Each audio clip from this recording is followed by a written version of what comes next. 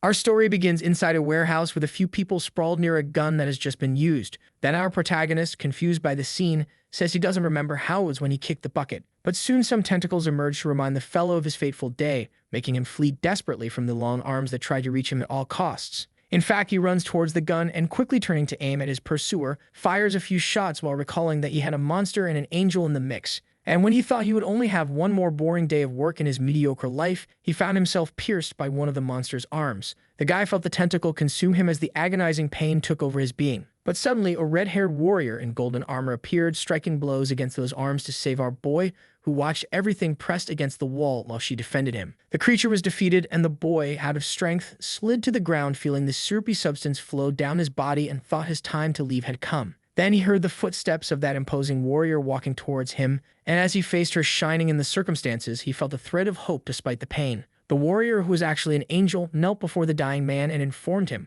while healing him, that the people would be fine thanks to his cunning. Good ones, follow me. However, fate wanted the angelic redhead to spike her efforts to be unable to save our hero who had just saved the world. But still, he felt proud, for deep down he always wanted to fulfill that purpose. The warrior rested her hand comfortably on the boy's, who before passing away wished to know the name of his savior. And with a serene expression, she revealed herself to be Relina, the Valkyrie of Dawn. Noah then felt his eyes grow heavy as the angelic warrior assured him of a peaceful departure. His consciousness then wandered into the unknown, and questioning the recognition of his deed, the image of various monsters facing a kind of warrior appeared. It was our Noah wielding a red-bladed spear against an armored lion that was charging fiercely towards him. Then skillfully thrusting the beast, the warrior did not imagine he would need to save the world once again. However, he seemed already accustomed to facing the legion of monsters that crossed his path. Our hero wandered through space wondering if he had really died as he realized that everything inside him felt hollow. He tried to organize his mind and discover who the monster and the angel were that plagued his recent memory. Noah looked around trying to understand what place that was, and judging he was in the afterlife, began to call out,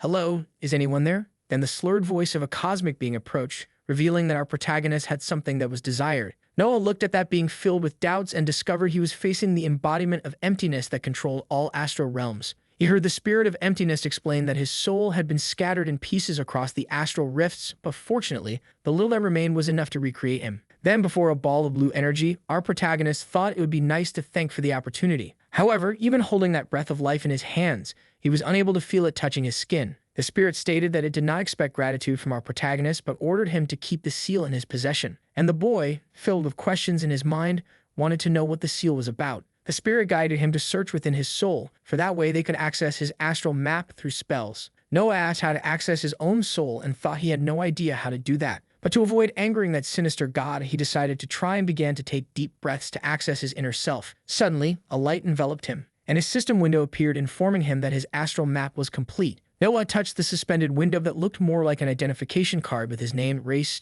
status, and most importantly, no items. He read that the seal was fused into his soul and asked the spirit of emptiness how that had happened. The big guy twisted his arms in space and bellowed to the boy that separating the seal from the soul was an unpleasantly, nearly impossible task. Noah commented that it was not good news, but the spirit said there was still a solution for the case. And before the incarnation, where Noah was a warrior with his red spear, the spirit seduced him to give up his soul in exchange for a new life with incalculable powers. Noah felt pressured by the offer and asked what would happen. If he refused such a call, then the wicked spirit explained that if the young man refused, his soul would be consumed until the entire essence of the seal was absorbed. Our protagonist, realizing he had no choice, suggested that he should get a lawyer, as he would not sign a contract without reading the terms of agreement. But the spirit, lacking patience, explained that the pact between souls was not governed by mortals but rather executed through the force of spirit. Noah tried to bargain with the divine being, wanting guarantees that he would not be harmed if he agreed. However, quite straightforwardly, the creature said there were no guarantees.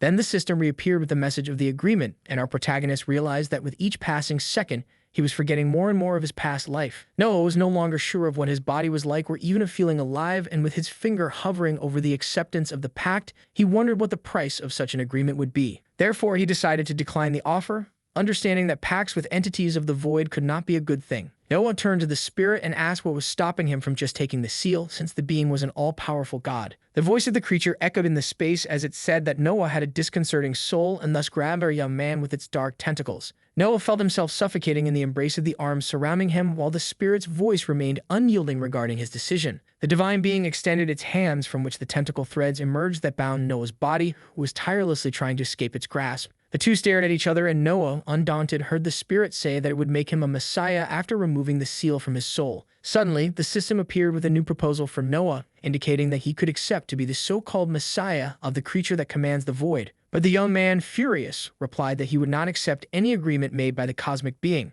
Noah saw his astral body being consumed little by the creature's arms, which seemed intrigued by the young man's resistance to the offer of becoming a god among mortals. Our protagonist shouted, determined that he would never bow to a monster, and the spirit tried once more, asking what was necessary for the young man to yield. Then the tentacles were undone, and Noah, nearly asphyxiated, remembered the divine being's words about strong spirits being capable of controlling the pact. The young man rose and proposed that if he himself controlled the pact, he would never go against the god of the void. But the spirit saw no benefits in this agreement, judging that it would only take a snap of its fingers to remove Noah's existence from eternity. And the young man, eloquent, incited that the all-powerful had not done so yet because, in truth, it was incapable of performing such a feat. The hooded figure let out a laugh at the recklessness of the mortal who believed himself superior to its cosmic and phenomenal powers. And out of nowhere, it invoked an agreement without consent that our protagonist would become one born of the void, thus beginning the transformation. Noah shouted indignantly as the being's voice declared that his soul was bound to the void forever. And when the system confirmed Noah's rebirth, the dark voice of the incarnation of the void echoed curiously to know how the young man would use his new powers.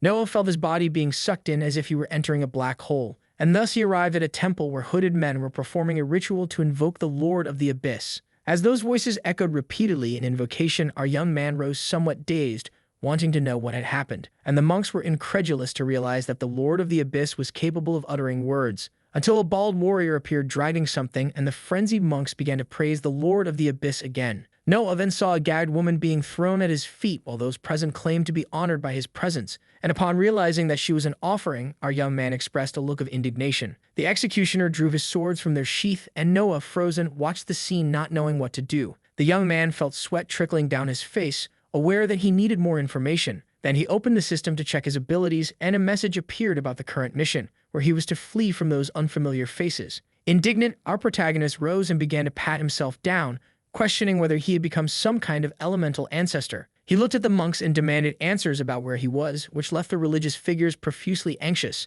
Then, one of the hooded figures informed, somewhat nervously, that this was the abyss of Arander, and they had invoked him to ask for a blessing in exchange for sacrifice. And, getting into character, Noah replied in a furious tone that he did not appreciate being awakened from his slumber for a mere mortal favor. The monks fell into despair, trying to explain that there had been a misunderstanding, as this was a material abyss and he could come and go as he pleased. Our protagonist became thoughtful, as he needed clearer information to understand the play. Then he opened the advantage window with the identification skill, and even while not fully awake, decided to use it to discover who the people in front of him were. Identifying an abyss cultist, the bald executioner, and the girl from the offering stretched out on the ground, whom he judged to be not very happy. He thought that if he saved her, she could help him get out of there. Noah tried to search the system for a distraction plan and took from his inventory a scroll that was a letter with direct information from the Master of the Void. Our young man decided to interpret the Lord of the Abyss once again and told the devotees that he would grant them the blessing as long as the woman survived, and he ordered, to the surprise of the monks, that she would be his servant. Then he intimidatingly asked if they would refuse.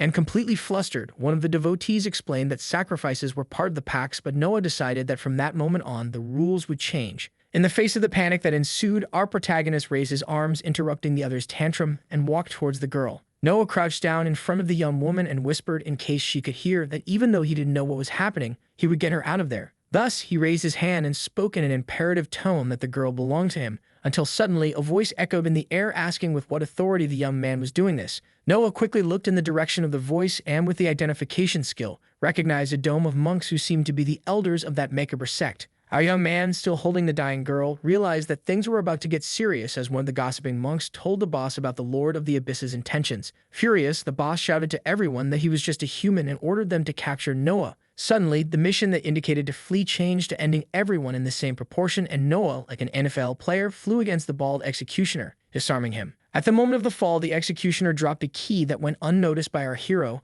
who was only thinking about punching the man repeatedly. Trembling, the bald man glanced at the key, and Noah ceased his blows upon noticing his worried expression. Then suddenly, he released the executioner and grabbed the key like a football, throwing it like a quarterback in the direction of the girl to save her. However, the executioner had gotten up and grabbed his sword to confront our young man, who, upon noticing him, quickly turned around, assuming a fighting stance. The bald man, without hesitation, wielded his blade and ran towards Noah, who cautiously studied his movements. But before he could defend himself, he felt a shadow dominate his arms, forming a sinister reflection that smiled on the ground. Without mercy, the executioner thrust his sword into our hero's chest, who saw his HP drop to almost zero before being thrown back by the blow. The executioner prepared the killing blow, and when Noah turned around still weak, he despaired upon feeling that the blade was now on fire. And for a fraction of a second, he realized he had not been hit by the blow, for the body of the executioner had been incinerated before him by the slave, who now, imposing, revealed her power while the monks tried to attack her. The woman then calmly made a movement with her arm, and another burst of fire spread across the altar,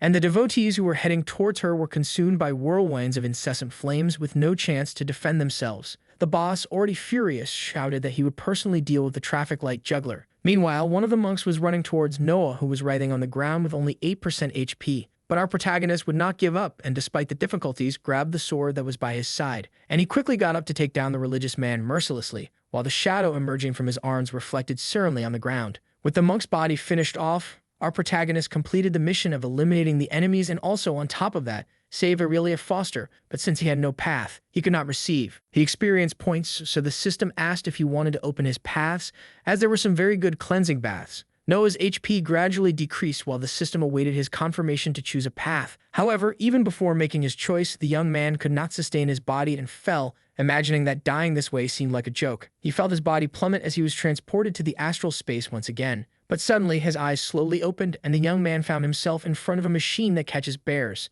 And when he looked around, he realized he had woken up inside a game store. Then he noticed a guy with glasses commenting that he was waiting for him. He was a store employee with a badge that read Dylan and waved to our protagonist. Noah promptly wanted to know who the guy was, as well as what new place he was in. But Dylan asked if, by any chance, our guy was another emissary of the Void who was there to mess up the shift again. Noah didn't know how to respond, and sensing our protag's nervousness, the store employee decided to explain what was going on around there. He introduced himself as Dylan, but emphasized that wasn't his last name since Noah's subconscious didn't want to give him one. Our guy crossed his arms without remorse for that, and Dylan revealed that he represented the void of his astral space due to the established pact. Noah casually walked over to an arcade machine and deduced that the whole place belonged to his astral map. The game screen lit up, congratulating Noah for receiving a prize diamond that would grant him 3 paths at once, and wanted to know more about his astral map. Dylan explained that the map was part of Noah's soul and that it was a magical manifestation, but deep down he felt anger because humans never know anything. The representative of the Void also revealed that the store referenced Noah's ancestry and asked if the place felt familiar to him. With a nostalgic expression, Noah commented that it really reminded him of his childhood,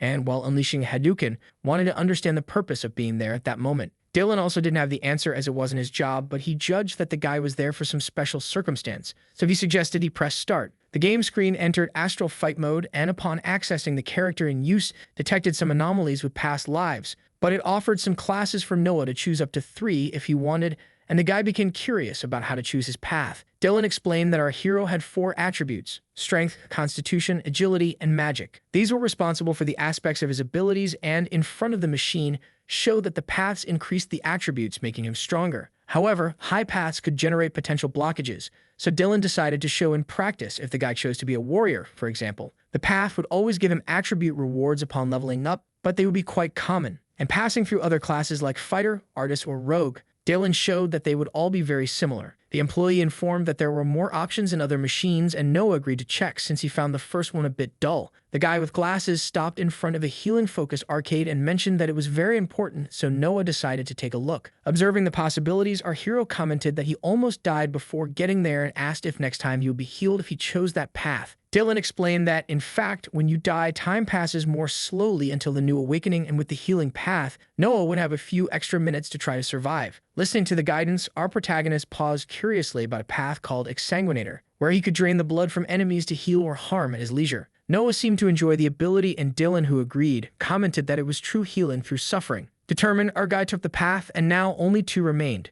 Dylan followed Noah's choices until he pointed to a path he deemed important for our guy. It was the path of Herald of the Void, but despite granting endless darkness in the material world, Noah had no interest in being anyone's puppet, despite the pact. Noah continued to search for the path at a leisurely pace until he found the interesting Astral Wanderer, which allowed him to roam between realms beyond the Void, as well as the Void Hunter, which granted him the instinct to hunt anything that appeared in his way. Thus, our hero selected his 3 classes and quickly maneuvered the joystick to confirm his choices. Upon pressing start, Noah felt something change in his body, and shadows began to emerge from the walls, slowly consuming him completely. Noah felt a certain discomfort with that symbiosis, and Dylan, satisfied with the scene, commented that the process could be a bit agonizing. Our protagonist could do nothing but curse his path instructor. And as the claustrophobic upgrade dragged on under Dylan's curious eyes, the system was slowly completing our hero's status. Then Noah awakened and tasted liquid iron in his mouth. He felt his body tingle as he rose, and the exsanguinator path was activated automatically. Thus, with his hands over the tomato broth, he realized that his vitality was slowly recovering.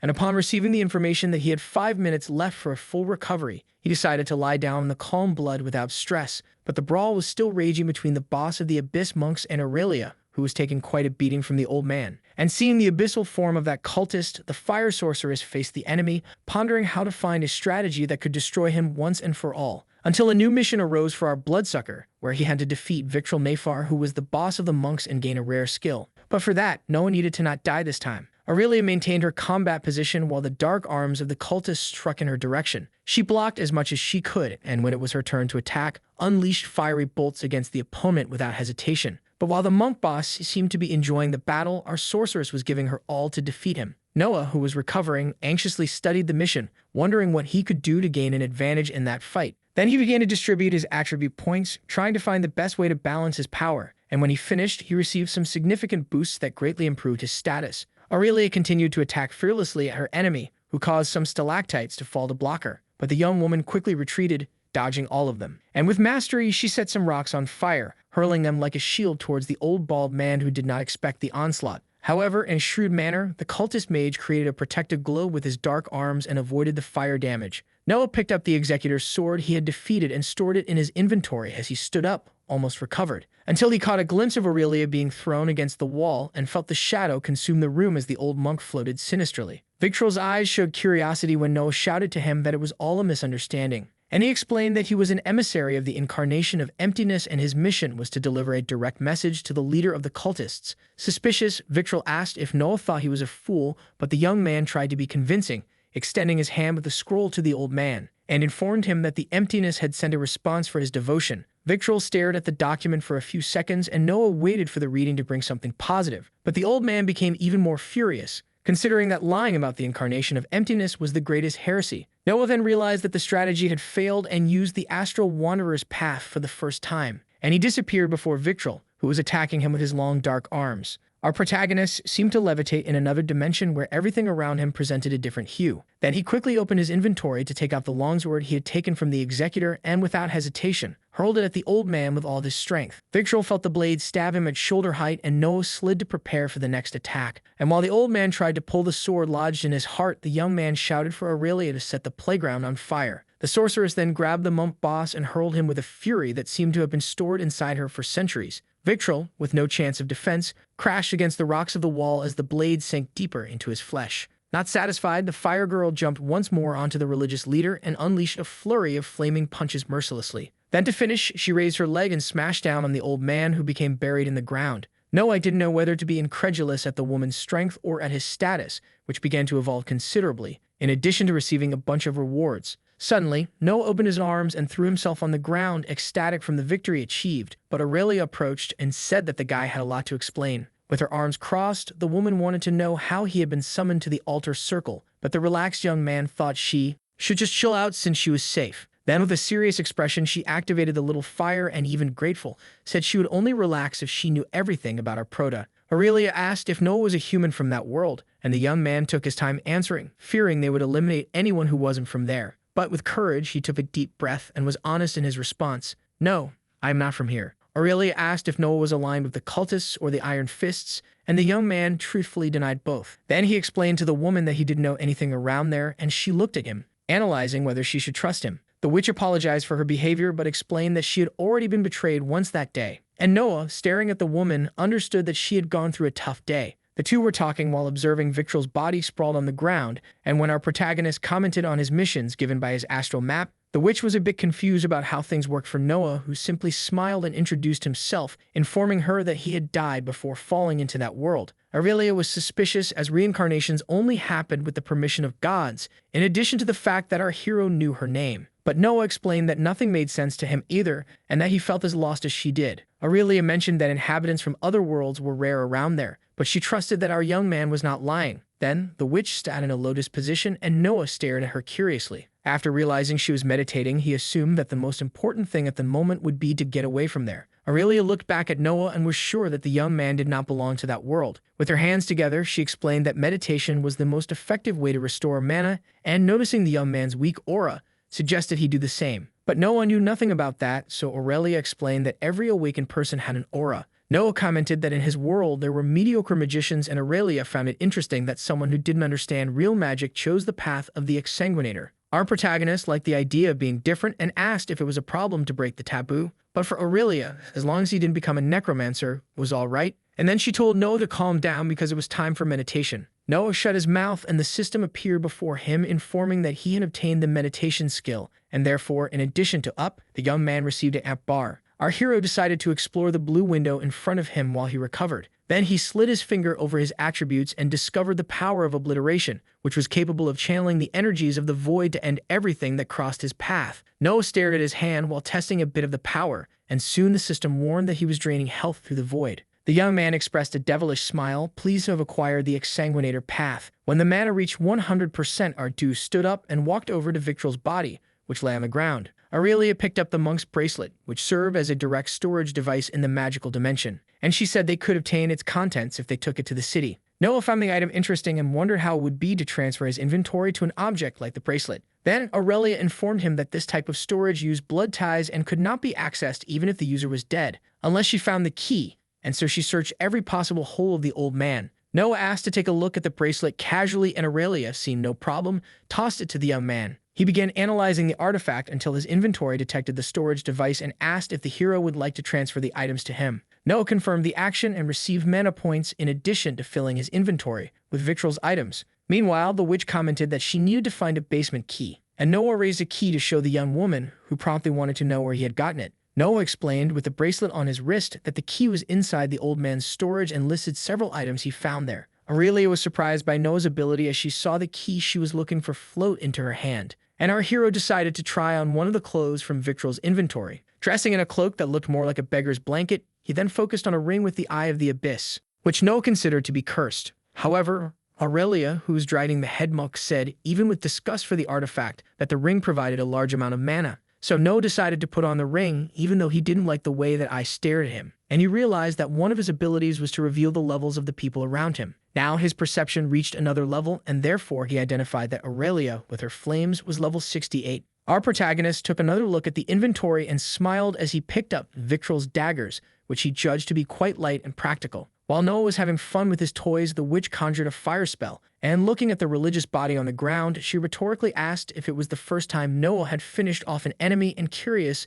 the young man asked how she knew. Without taking her eyes off the enemy, Aurelia replied dryly that she had been working in the role for quite some time, and therefore it was easy to identify a novice. Noah saw the sorceress incinerate Victrol and asked why she did that kind of work. And while the flames licked the old man's body, she explained that, among many reasons, the main one was to save people from the evils of the world. Aurelia turned to Noah, who was fiddling with the system, and asked if he regretted having killed someone. But without remorse, he replied that he did not, after all, cry for their mother before mine. Aurelia confessed that if they hadn't taken care of the monks, many innocent lives would have been reaped, especially after a group of adventurers had handed her over to the cult. Noah, who was taking some books out of the inventory, asked if she thought he was a good adventurer, and the sorceress replied that yes, because despite the low rank, the boy did everything right. And so Aurelia listed how the boy handled the situation without losing his cool in addition to saving her life, leaving Noah grateful for the compliments, especially because he had imagined he would use his RPG skills and job interview tactics to survive in a supernatural world. Then the boy placed 2 of Victrol's books on the ground and inquired how they would be activated, and Aurelia replied that it was done through a magical ritual. The sorceress explained that she would need a magic circle, in addition to using the books as conductors of the ritual, and so she offered to create the circle for Noah. However, when the woman was about to start drawing on the ground, she saw Noah place his hand on the book and the ring on his finger establish a magical connection. Although it wasn't the rustic way to perform a ritual, our hero managed to open and translate the book in the system's AI, which is why people are losing jobs. The book contained the Tome of Vision, which unlocked a skill of the same name. Then Noah stretched out his finger to confirm the use of the skill without hesitation. The system asked which path Noah would like to link the Tome of Vision to, and the boy, although tempted to use it on the exsanguinator, used the skill with the path of the Void Hunter, and thus the sinister ring temporarily increased the class level to 3, enabling on Noah's forehead a mystical eye that shone brightly. And when Noah opened his eyes, he excitedly noticed that his vision was in high definition. Then, gazing at Aurelia, he commented that he could see her mana, but the sorceress explained that, in fact, the protagonist was able to see people's auras. Looking at his own hands, he noticed his own aura flowing intensely, and he decided to take the second book, which contained the Tome of Affliction. The boy linked this time the power with the path of the exsanguinator and saw a red torrent float between him and the book, unlocking the bleed skill. Noah read aloud to Aurelia that this skill allowed him to inflict bleeding on his enemies as well as use it on weapons,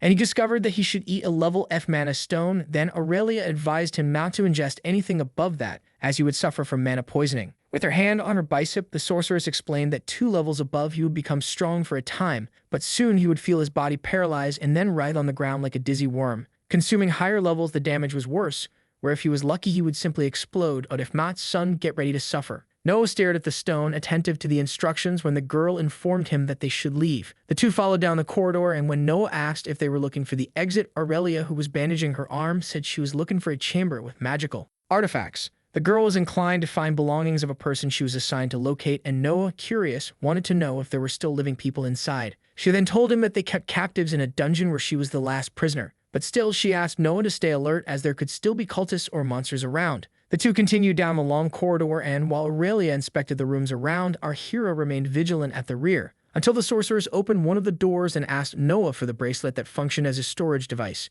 Aurelia placed the artifact on her arm and, after igniting it, raised her fist to serve as a lantern. Then she positioned the light so she could read the writings exposed on the wall. Noah, who was able to understand the script due to the vision skill, wondered why people were capable of committing so many atrocities. And Aurelia, who was already hardened by everything she had lived through so far, listed a number of reasons why the soul of man was corrupted, regardless of the world it came from. Noah realized that the sorceress disbelieved in men when she said that all who practiced evil were awakened by their own choices. Aurelia then bent down to illuminate some kind of signal, and identified small stones that flickered in and out of reality like an illusion, and therefore suggested they should jump over them to avoid falling into the trap. Noah, in a reflective tone, asked Aurelia what happened to people who had no choices about the cultists' decisions. Absorbed, the sorceress told him that there was a way for the priestess of Hellion to wage a millennia-long battle against the abyss, and the way to remove the influence of evil over people was a not-so-gentle ritual, as it burned the people. Moreover, the punishment for the cultists of the abyss, in extreme cases, could be public execution,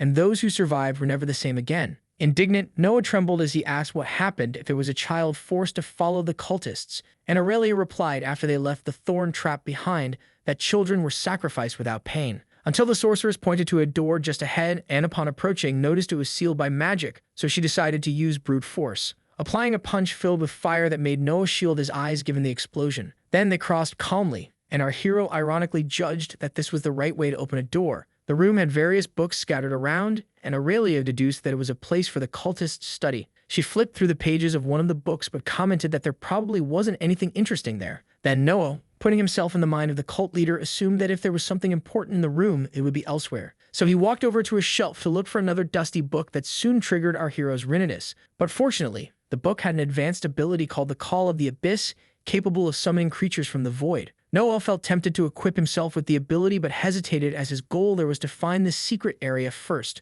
So our young man began to remove the books from the shelf, and Aurelia inquired about the hero's actions, who casually revealed he was replicating what he saw in movies. By luck or feat, he found his secret lock behind the books and pulled the key from his inventory to try to open it. When he turned the key, a new room appeared presenting a large collection of books. The two walked victoriously among the shelves, which also held alchemical artifacts. Aurelia was astonished by Noah's ability to find the place, but for him, it was like recalling the adventure stories he usually read or watched. However, not everything is rosy, and the Dew came across a trail of blood that slithered into the dark interior of the chamber. Then, making use of her firepower, the sorceress raised her finger, and suddenly, everything lit up, revealing an extensive corridor flanked by cells while the bloodstain continued its path like marks of an existence still not erased in the place. Noah promptly opened the system, indicating a sinister secret mission that should never be discovered where the blood lurked behind the walls. Noah pointed to the darkness and told Aurelia about the mission, but he found it strange as there was no mention of rewards or difficulty level. The sorcerer stared into the gloom and dryly uttered the word ominous, which logically left our protagonist curious. But Aurelia, cautious instead of giving a direct answer, suggested that the young man not advance this time, and explained that it was a dangerous place, especially for a rank F awakened like Noah. The woman then bent down to touch the blood and supposed that our hero should be on monster hunting missions and not wandering through an abyssal cult temple. Noah, realizing the danger, suggested that Aurelia return with him to the city to recruit more people to help them. But the sorceress knew she could not abandon her fate for those who were trapped with her and for those who pursued her. Aurelia told that everyone had been brutally murdered, and if she did not save them, it would become undead. Noah, who listened attentively, decided that he would follow her at any cost, claiming that he would not let her die in the face of imminent danger. Aurelia blushed at Noah's concern, despite finding him useless for the mission, and the young man, indignant, reminded her that he played an important role in the battle against Victrol. Although the sorceress considered it beginner's luck, she agreed that the novice had an aptitude for magic, something Noah credited to the noble hours spent playing video games. Returning to the mission, Ardu encountered two gates, and Aurelia decided they would take the left path. It was a narrow and winding corridor that Noah found uncomfortable, but Aurelia explained that its defensive architecture delayed enemies, in addition to their walls being forged by mana, which made them difficult to break. They reached another gate, and Noah asked if the sorceress was going to punch that one too. But to his surprise, she gently rang the bell. However, the door was open, and when she swung it wide, they found a room covered in scattered papers with ideograms on the floor. But that was not an ordinary room. It was Victrol's secret study center. They began to search the place, and Aurelia was certain that Victrol's plans were in those pages, for she knew that the old man was creating a chimera with family members of great regenerative power, but lacking intelligence due to the accumulation of bodies in a single creature. Noah found a report from Victrol lamenting the loss of the second prototype due to its affinity with the void and for having acquired some intelligence despite the instability. Noah, as if he could access the old man's memory while reading, saw Aurelia unconscious on the altar and Victrol asking the god of the void for someone at least of rank E. Noah, reading the system, understood the reason for the sorceress's sacrifice when she arrived in this world and thus completed the mission Blood Behind the Walls. Then suddenly, a thunderous roar echoed through the room, breaking the concentration and research of our heroes. Desperately, Aurelia shouted, "Run, you fools, weapons will be useless here." But something in their path made Ardu stop. Aurelia crouched down in front of a young injured man who, in his last breath, uttered, "This saddens the master." Then Noah and Aurelia saw the silhouette of a monster trapped in a cage. And with a little more light, they could identify a bizarre experiment that the system identified as the horror of grafted flesh. Aurelia commented, almost as a layman, that the people composing the structure of that creature were the prisoners who had been incarcerated with her. Ardu sighed in relief when they realized that the monster had not noticed them. But suddenly, one of the bodies trapped in the creature pointed at the heroes upon identifying the master ring, and Noah realized it was Victrol's artifact on his finger. The monster, enraged, broke the bars, and Aurelia conjured the most potent flame in her hands, shouting, "You shall not pass." Noah quickly jumped back, identifying the system, the new mission to escape from the creature eager to avenge its master's death. And the monster charged at our hero, who dodged while shouting that they should flee from there. But the chimera repeated that its intent was to kill and avenge.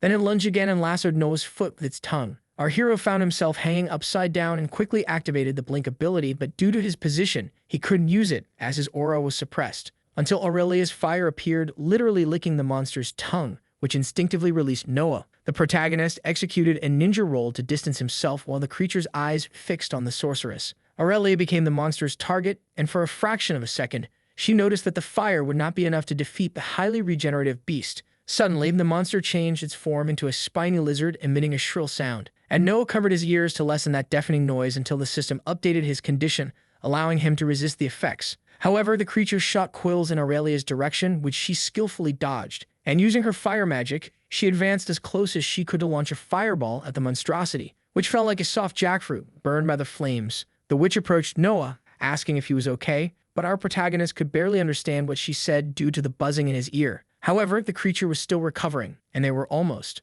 caught off guard when it took the form of a whirlwind that shot quills in all directions. With that, Aurelia gathered all the power of her mana and with ferocity counterattacked the aberration, projecting herself in a spiral of fire without caring about the consequences. The sorceress crossed through the whirlwind and with the fist that wore the bracelet, struck another blast directly at the creature's body, which fell lifeless as she distanced herself with a double backflip. The bodies accumulated in the monster began to moan as their flesh was toasted, and Noah, watching everything from afar, was paralyzed upon realizing that the souls present there were pleading for help. Aurelia closed her eyes as she concentrated to gather the maximum energy of her mana. Then she raised her arms, conjuring a massive torrent of fire that incinerated the chimera from end to end. Noah realized, incredulous, that the creature was still not dead, and thus maintained his fighting stance. The voices of the chimera's bodies echoed the pain of the burn until suddenly a small horn began to emerge from the agglomerated flesh, transcending into a massive dragon wing. The creature changed its form again into a horrendous and larger beast with sharp teeth, letting out another deafening scream. The system identified it as the ghostly whale, to which Noah partially resisted the effects.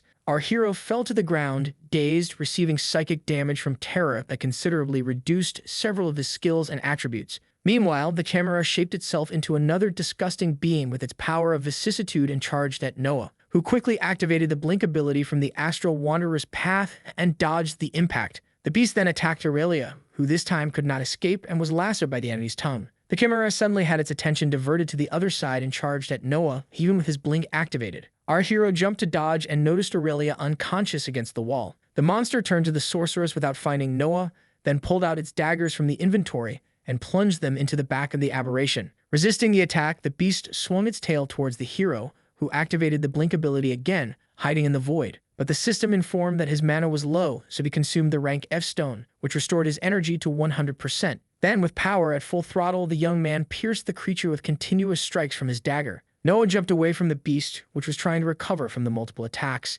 Noticing that his mana had weakened again, he raised his hand to the beast's blood and activated the drain through the blood-sucking path. But the enemy resisted the ability and charged at our hero with all its fury, who jumped again onto the beast's back to deliver new strikes that were resisted. With his mana weakened, Noah stepped back to eat a now rank E stone and had his energy increased by 200%. With the blink activated much more powerfully, Noah also saw his attributes rise considerably. The hero could not miss this opportunity and therefore charged at the beast, unleashing the obliteration power. Noah danced over the beast and, avoiding its jaws, pierced it fiercely again with his daggers. There were so many attacks that his evolution jumped to level 3 of the skills in use. Feeling the power increase, the young man focused and delivered the final blow, certain that this time he would defeat that voracious enemy. But he felt the effect of the rank E stone fade and became desperate, as nothing he did was enough to defeat that creature, which launched its tongue again to wrap Noah like a boa constrictor, immobilizing its prey. Things were going from bad to worse for our protagonist, who still had his partner unconscious, when suddenly the creature swallowed him without ceremony. But the young man would not give up so easily, and inside the belly of the beast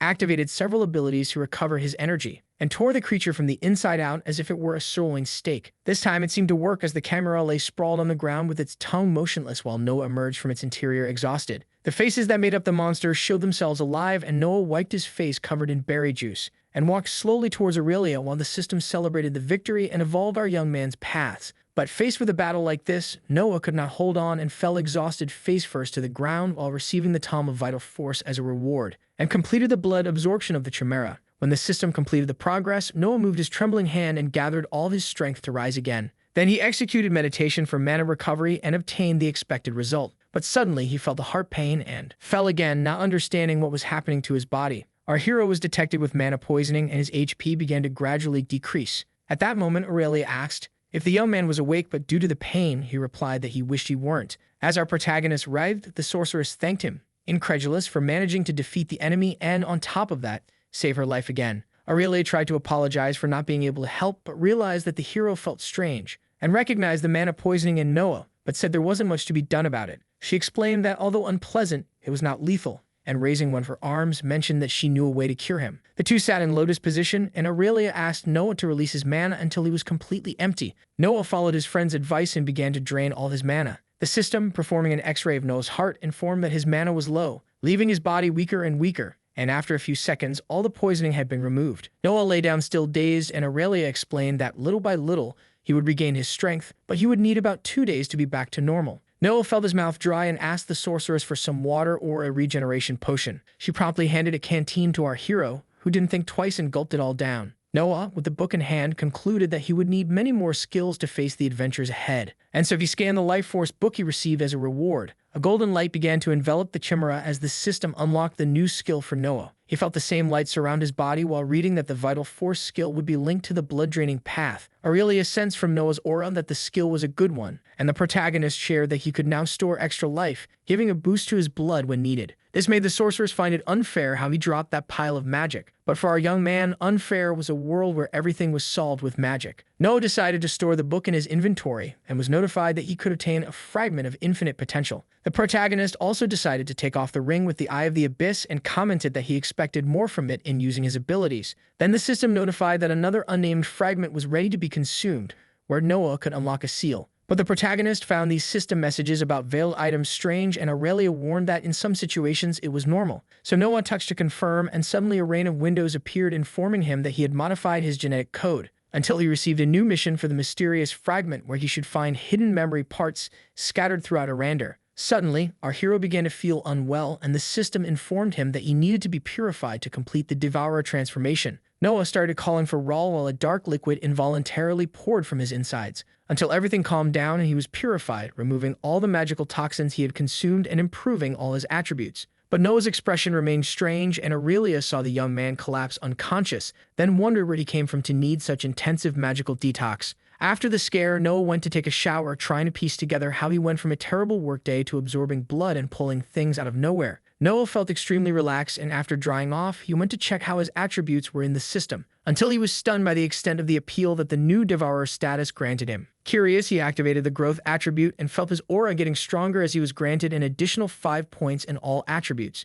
Aurelia approached the door with a tired look, and Noah asked if she wasn't going to bathe as well. But the girl, all dressed up, informed him that she had already washed, though Noah wasn't smelling any shampoo on her. With her silky hair, she said she had done it while leading him to the room. That's when Noah guessed he must have been unconscious for an hour or two. But for Aurelia, they had already spent too much time there, and so she radiantly suggested that there was another place they really should be. As they left the temple, Noah insisted that Aurelia hadn't taken a bath, so the girl decided to convince him in a more persuasive way. Aurelia mentioned that she didn't really like the cold, but Noah told her that snow brought back good memories from his childhood, and he asked if the girl had ever had ice cream, explaining the recipe to her, but for a fire sorceress, that was a food that didn't fit her menu. The conversation between the duo was relaxed until suddenly they felt the sunlight on their eyes. Aurelia appeared revitalized to see the sky again, but Noah was incredulous to discover that in this world there were 2 suns. Curious, he asked how they differentiated day from night, and Aurelia, with little patience, replied, "Well, when the sun goes away and it gets dark, is that good enough, or do you want me to draw it?" Then she drew that the Earth was not flat, explaining the rotation and translation movement, because one thing was certain: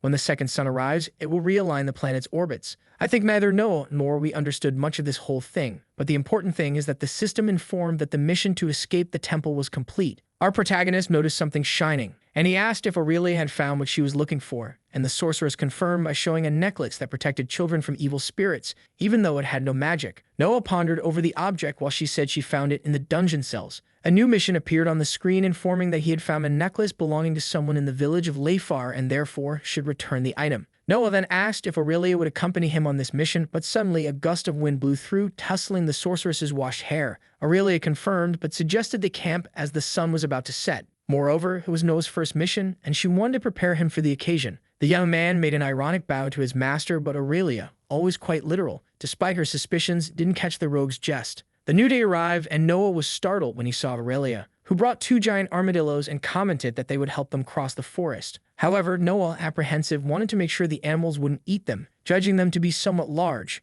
and Aurelia, relaxed, mounted the creature, assuring the young man that it was fine and explained that they were gentle and herbivorous, always willing to help humans. Noah didn't seem convinced, but he approached the giant armadillo, gathering his courage. For someone who had defeated a chimera, this shouldn't be a problem, but Noah had no knack for the animal and fell while trying to mount it. And Aurelia had fun with the scene while leading the armadillo deeper into the forest. Since it was time to play, then play right, thought Noah, who quickly activated his blink ability and managed to mount the little beast. The armadillo began to shake, and Noah, still not understanding the reins, ordered the creature to follow the other. It was easy. Aurelia then explained that he should hold on tight, and when he did, the creature took off with the sorceress in pursuit. The animals climbed the tree, and Noah couldn't hold on. Aurelia only saw the young man in free fall activate his blink again and grab onto the first branch that appeared in front of him. But to Noah's luck, the branch broke, and he fell chin first onto another one a bit lower, eliciting laughter from Aurelia. The armadillo, very empathetic, approached our hero and gave him a lick to console him. Aurelia was having fun, and for the first time perhaps in a long time,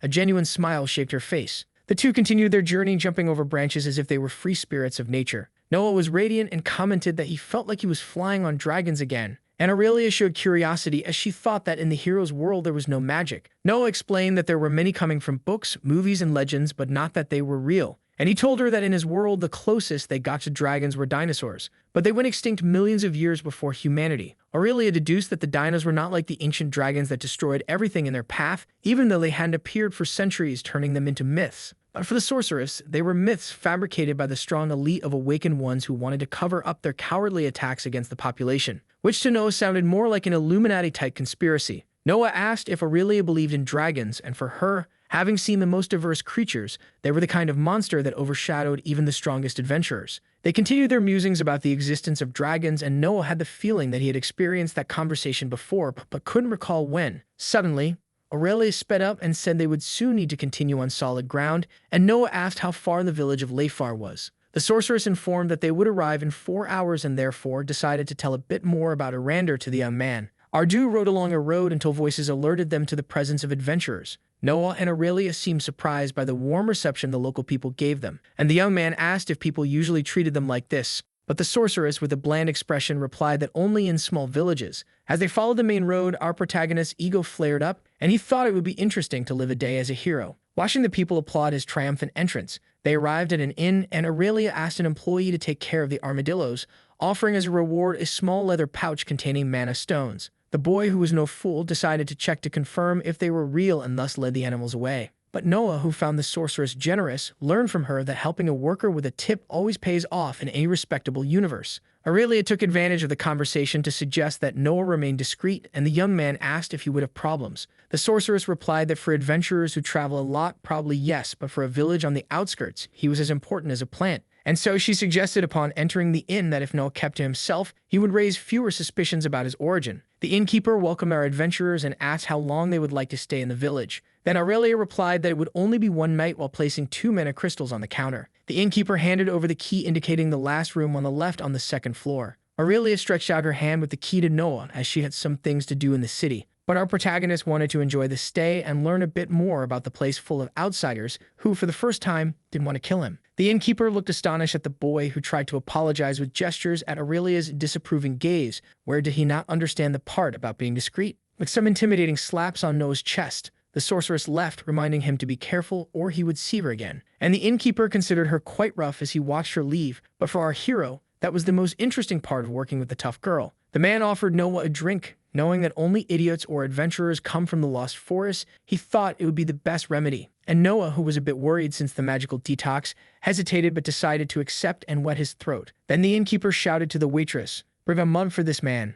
Next, he wanted to know our protagonist's name and commented that he had a baby face. Noah took the mug and, following all of Aurelia's guidelines not to say otherwise, confessed that he had only awakened the day before, and of course the old man was left speechless. However, curious, the man asked while our hero downed the drink what he was doing with a ranky adventurer, warning that it wasn't worth dying to impress her. But Noah sighed contentedly as he felt the liquid in his throat, and he explained to the thick mustache that, in fact, he faced danger when he awakened, being lucky to find Aurelia to help him. The innkeeper extended his hand and introduced himself to Noah, who greeted him cordially. Suddenly, the system informed that Lorien was a warrior miner, but the man explained that he had retired after losing his magic in an accident. Noah, curious, asked what kinds of monsters he had faced, as he didn't know it was possible to lose abilities that way. Lorien recounted that he was on a mission to the north when something emerged from the depths and caught him off guard. He continued that a pearlescent and translucent thing paralyzed his group's movement, where 2 died, 1 lost an eye, and he was left without his mana. Absorbed, the innkeeper said he had never heard of that thing again. The system warned Noah that his blood was becoming poisoned, so upset he suggested drinking something weaker, to which Lorien assumed was the effect of the Constitution skill. Then he commented that the boy could turn off his skill if he wanted, and so Noah did,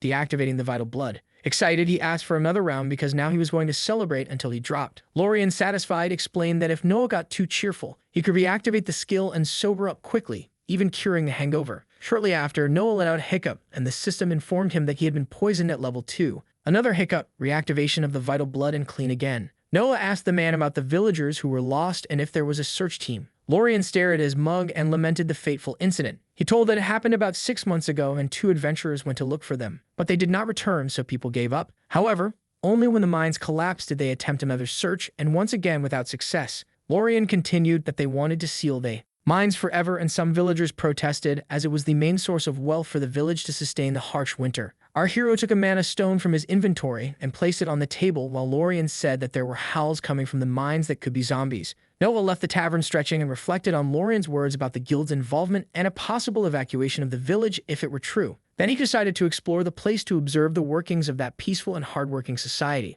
until he heard two villagers discussing the mayor's order to close the mines even with the return of one of the adventurers. Everyone rushed to the town hall, and Noah entered right behind to check what was going on when he saw the mayor arguing with a miner. The dwarf shouted that he wouldn't let the mayor starve the town, and the man politically explained that his intention was to save lives without involving the guild. The mayor turned to the crowd that was gathering and said he was doing his best to ensure everyone's safety. Aurelia watched the speech until she was startled by Noah, who sneaked up quietly, but she whispered to the hero that she was there to find clues with the mayor about the adventurers who betrayed her. Noah suggested they help the people, and Aurelia, impatient, mentioned that was exactly what she was trying to do, what she needed to talk to the man. Noah shrugged and decided to teach the girl how to use her charisma skill. Aurelia was indignant at the audacity of the novice, who was making his way through the crowd, saying they didn't need to argue as everyone wanted the good of the population. And while insisting on a multilateral dialogue, the leader of the miners wanted to know who that insolent boy was, interrupting the conversation. Then Noah, with his insight, showed on his face that he had much to explain about himself. Aurelia watched anxiously as she heard the murmurs around her. Noah bowed and revealed himself to be a newly awakened adventurer who would solve the village's problems. He then calmly explained that they would need someone to go to the mine and come back alive,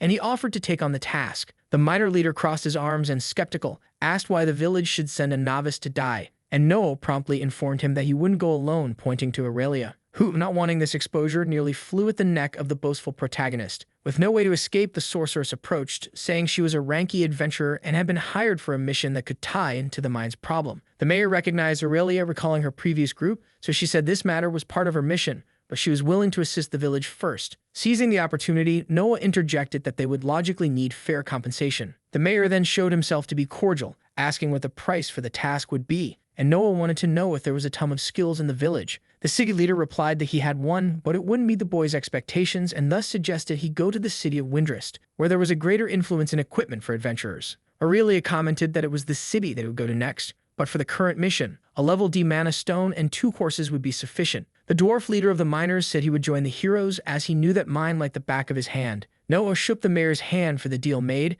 and the system soon updated his next mission with medium difficulty. After the agreement, Aurelia asked for the floor from Noah and approached the mayor to take care of her personal matters. In the end, the protagonist was right. The curious dwarf asked Noah where he came from, as in his understanding he was too old for a newly awakened. Noah told him he came from a world where there was no magic, being the only one who had recently had the chance to awaken a path. And for that reason, the miner asked if he came from the Dead Zone, which were the worlds without mana where the inhabitants drained the life from everything that existed in their devastated lands. Noah said that in his world there were some coexistence problems, but nothing that could be compared to a dead zone. The dwarf then commented that regardless of anything, if the boy indeed solved the mine's problem, he would be doing a great favor for the village. Noah extended his hand to greet the miner, who returned the gesture, promising to meet him the next morning. Aurelia approached with the information that the group they were looking for might be in Windrest, and she had also secured Noah's registration at the Adventurers Guild. Convinced, the fire sorceress wanted to do this quickly, and Noah felt that the girl had a plan. When evening fell, our dude followed the road to deliver the necklace they had found in the cultists' temple. They arrived at a house, and Noah knocked on the door several times,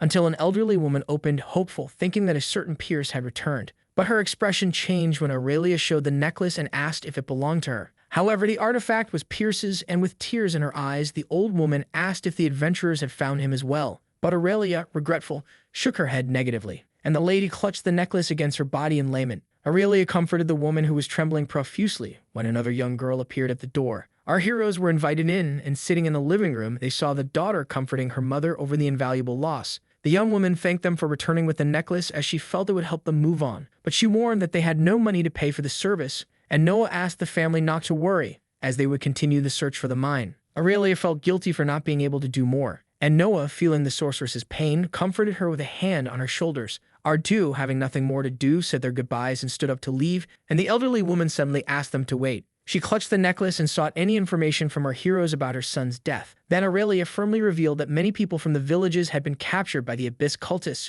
who performed blood rituals, and she recounted that she and her companions nearly died, but if it weren't for Noah saving her, she wouldn't have escaped. But she mentioned that while searching for survivors in the dungeons, they found Pierce's necklace. The elderly woman with a cold gaze asked if our heroes had dealt with the cultists, and Noah coldly replied that he finished them one by one. The old mother recalled that the boy was only 14 years old and had always been very reckless, running through the mines and forests to hunt monsters. She confessed that she had been waiting for this day, as her father was also an adventurer, and although marriage had taken him away from adventures, they had never left him. In front of the man's photo, she said that her son had the same desires as his father, and no matter how much she tried to convince him to reconsider, she knew she would overshadow the true longings of his heart. But the woman wanted to know why adventurers were like that, and both Noah and Aurelia remained silent for a few seconds, until our protagonist spoke that he just wanted to survive in an unknown world and escape his past, but suddenly felt good with all the adrenaline. Noah looked at his hands and revealed that magic was addictive, and that's why he wanted to explore this new world. Pierce's sister then inquired about what Noah meant by a new world, and when he was about to spill the beans that he wasn't from there, Aurelia nudged him to keep it low-key. The elderly woman approached Noah and handed him the necklace,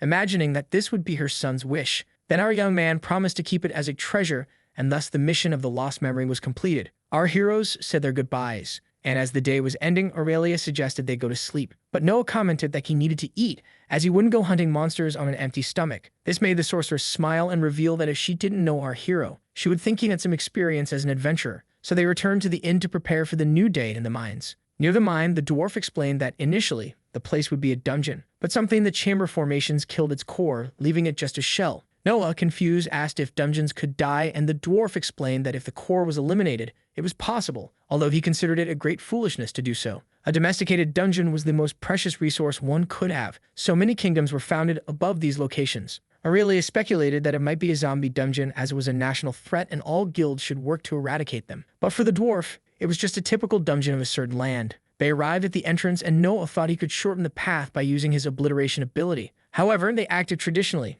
and got to work with pickaxes. After breaking all the rocks, Noah asked if the dwarf used any ability, but he replied that decades of experience and some skill were enough. As they advanced through the mine, Noah was surprised by the mana stones embedded in the wall, and the dwarf explained that since they hadn't mined for a long time, they had regenerated. Aurelia urged Noah not to lose focus as any danger could arise in that ancient dungeon, so our protagonist quickly pulled out his daggers from his inventory and stayed alert. On the track, the dwarf commented that there could be creatures moving around. Then they reached a massive gate and Aurelia, always vigilant, kept an eye on the rear. The dwarf explained while turning the door's locks that in the past, this was the main section of the mines, and when they entered, they could see several workers lying near their tools. The adventurers stood guard, apprehensive as the paint was still fresh, and suddenly they heard a scream echoing through the underground corridors. The dwarf moved toward the sound while Aurelia and Noah followed, asking him to stop. Noah suddenly used his blink ability, which was noticed by Aurelia as they reached another gate at the end of that chamber. Our protagonist crossed the gate through the void dimension and saw the body of a worker disassembled and trembling on the ground. Noah crouched near the young man to try to comfort him and asked what had done this to him. But the worker seemed to be under the effect of some sinister magic and, as a last gasp, perhaps warned our hero to flee while he still could. Then the young man began to transform into a creature with dark arms from the void. Aurelia screamed as she ran for Noah to get away from the creature. But Noah saw clothes the young man float as his arms multiplied and discovered that he was possessed by the sinister forces of Victrol. The system warned that it was a hard-level mission, yet our protagonist stood firm wielding his daggers. And Aurelia, conjuring her flames, told Jerome the dwarf that he could step away from the fight if he wanted. But staring fixedly at the monster, he could only respond yes. The tentacles were emerging from all parts of the young man, making him increasingly creepy and dark. And suddenly he struck his arms towards Noah without hesitation. Noah activated the blink while dodging, but noticed that the enemy could also inhabit the void. Until suddenly, he felt his scalp burn from the fire Hadouken projected by Aurelia, and when he realized there was only a wisp of what was once the creature left, but a dark liquid dripped close to Noah's face. And suddenly they realized that the creature had dodged and was attacking them from above. The beast advanced mercilessly in its werewolf Medusa form, and Noah, activating his blink again, began to fight it,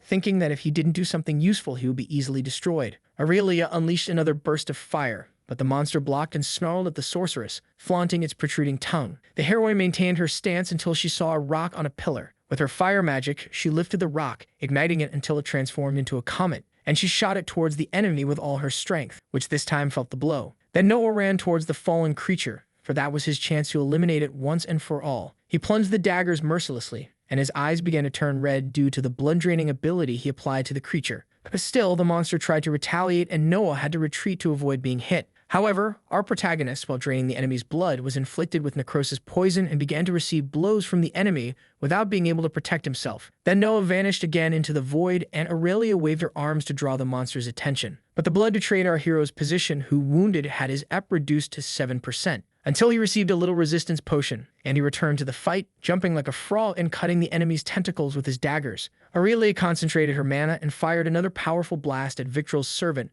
who fell once again, and our heroes needed to defeat it before another mutation occurred. The creature was still conscious, and Noah, activating the bleed on his daggers, ran to finish it off. Aurelia, fearful, shouted for him to come back, but it was too late. Our hero brought down his blades, cutting multiple tentacles of the enemy in a single strike. But the beast was tough, and even dazed, it retaliated with its poisoned arms. Then its eyes bulged, followed by an explosion that resulted in a purple and sinister glow. And when something bounced through the mines, the system reported critical damage and stun from the loss of a limb, but the vital blood restored up by 500%. Meanwhile, Noah kissed the ground, falling apart as if he had come out of a movie where being without a hand showed that the Force was with you. He began to tremble, but instead of screaming upset about discovering who his father was, he tried to understand why the vital blood ability wasn't working on his arm. The necrosis poison seemed to have spread throughout his body, and so he shoved the stump of his arm into the system screen, gaining a resistance boost to level 2. Aurelia was doing her best, firing a fireball that now looked like the sun against the monster, but it dodged through its blink as effectively as Noah's. Not giving up, he put the dagger in his mouth and charged at the beast, headbutting it like a mountain goat in mating disputes. And using his hunter's path, he applied the obliteration instantly. Noah's expression looked like a furious animal that bit the tentacles dancing in front of him. Thus, his resistance increased as he attacked the enemy alongside Aurelia tirelessly. The sorceress asked Noah to step back to end the show, and he moved to the side for, as the saying goes, when one doesn't want to, two don't fight. Noah saw the fire lick everything, but noticed that the monster had once again traveled to the void. Then, with a brilliant idea, he asked Aurelia to illuminate the entire area, for the creature could only move through the shadows. The sorceress then raised her hands to concentrate the heaviest flames she could endure, and she saw when Victrol's servant crawled looking for a dark place to hide. It was the perfect moment for Noah to stock his dagger in the enemy's shoulder, but it fled again into the void, and when it returned, it was holding Jerome in its tentacles. Our protagonist shouted for the dwarf not to bite the floating arms, and with a quick thought, pulled from the inventory the scroll that was the letter from the god of the void. The enemy stared at Noah, who began to speak in a guttural and dark voice about the artifact in his hands, for he was as bound to it as the monster. Noah's aura had changed as he activated the Born of the Void ability, and when he started to lecture about that commandment of chaos, the Medusa man threw Jerome and attacked Noah, who promptly prepared his dagger and thrust it, this time into his heart. At that moment, the enemy teleported again, with Aurelia indicating that it was his turn to attack and take that filthy fire. Noah found himself engulfed in flames while the weakened monster lay fallen before him. He walked slowly to the dying one, and the young man, still alive inside, pleaded for the end of his agony. Noah faced the monster and granted the request, draining its blood into a mana stone, thus removing all the poisoning. The young man thanked him and rested, generating several evolutions and rewards for our prota, in addition to acquiring a tome of abyssal summoning Sinister Bro. Noah looked sadly at the worker for having remained alive inside that monster, and Aurelia agreed that it was a tragic fate. The system asked if Noah would like to consume the abyssal creature he had just destroyed. He confirmed on the screen and knelt to absorb the soul and memory of that beast through his Devourer of the Abyss ability. Noah felt a gag after the completion, but nothing like a gentle pat from Aurelia on the back to set him straight again. Our protagonist could feel the painful process that the miner suffered to reach that state,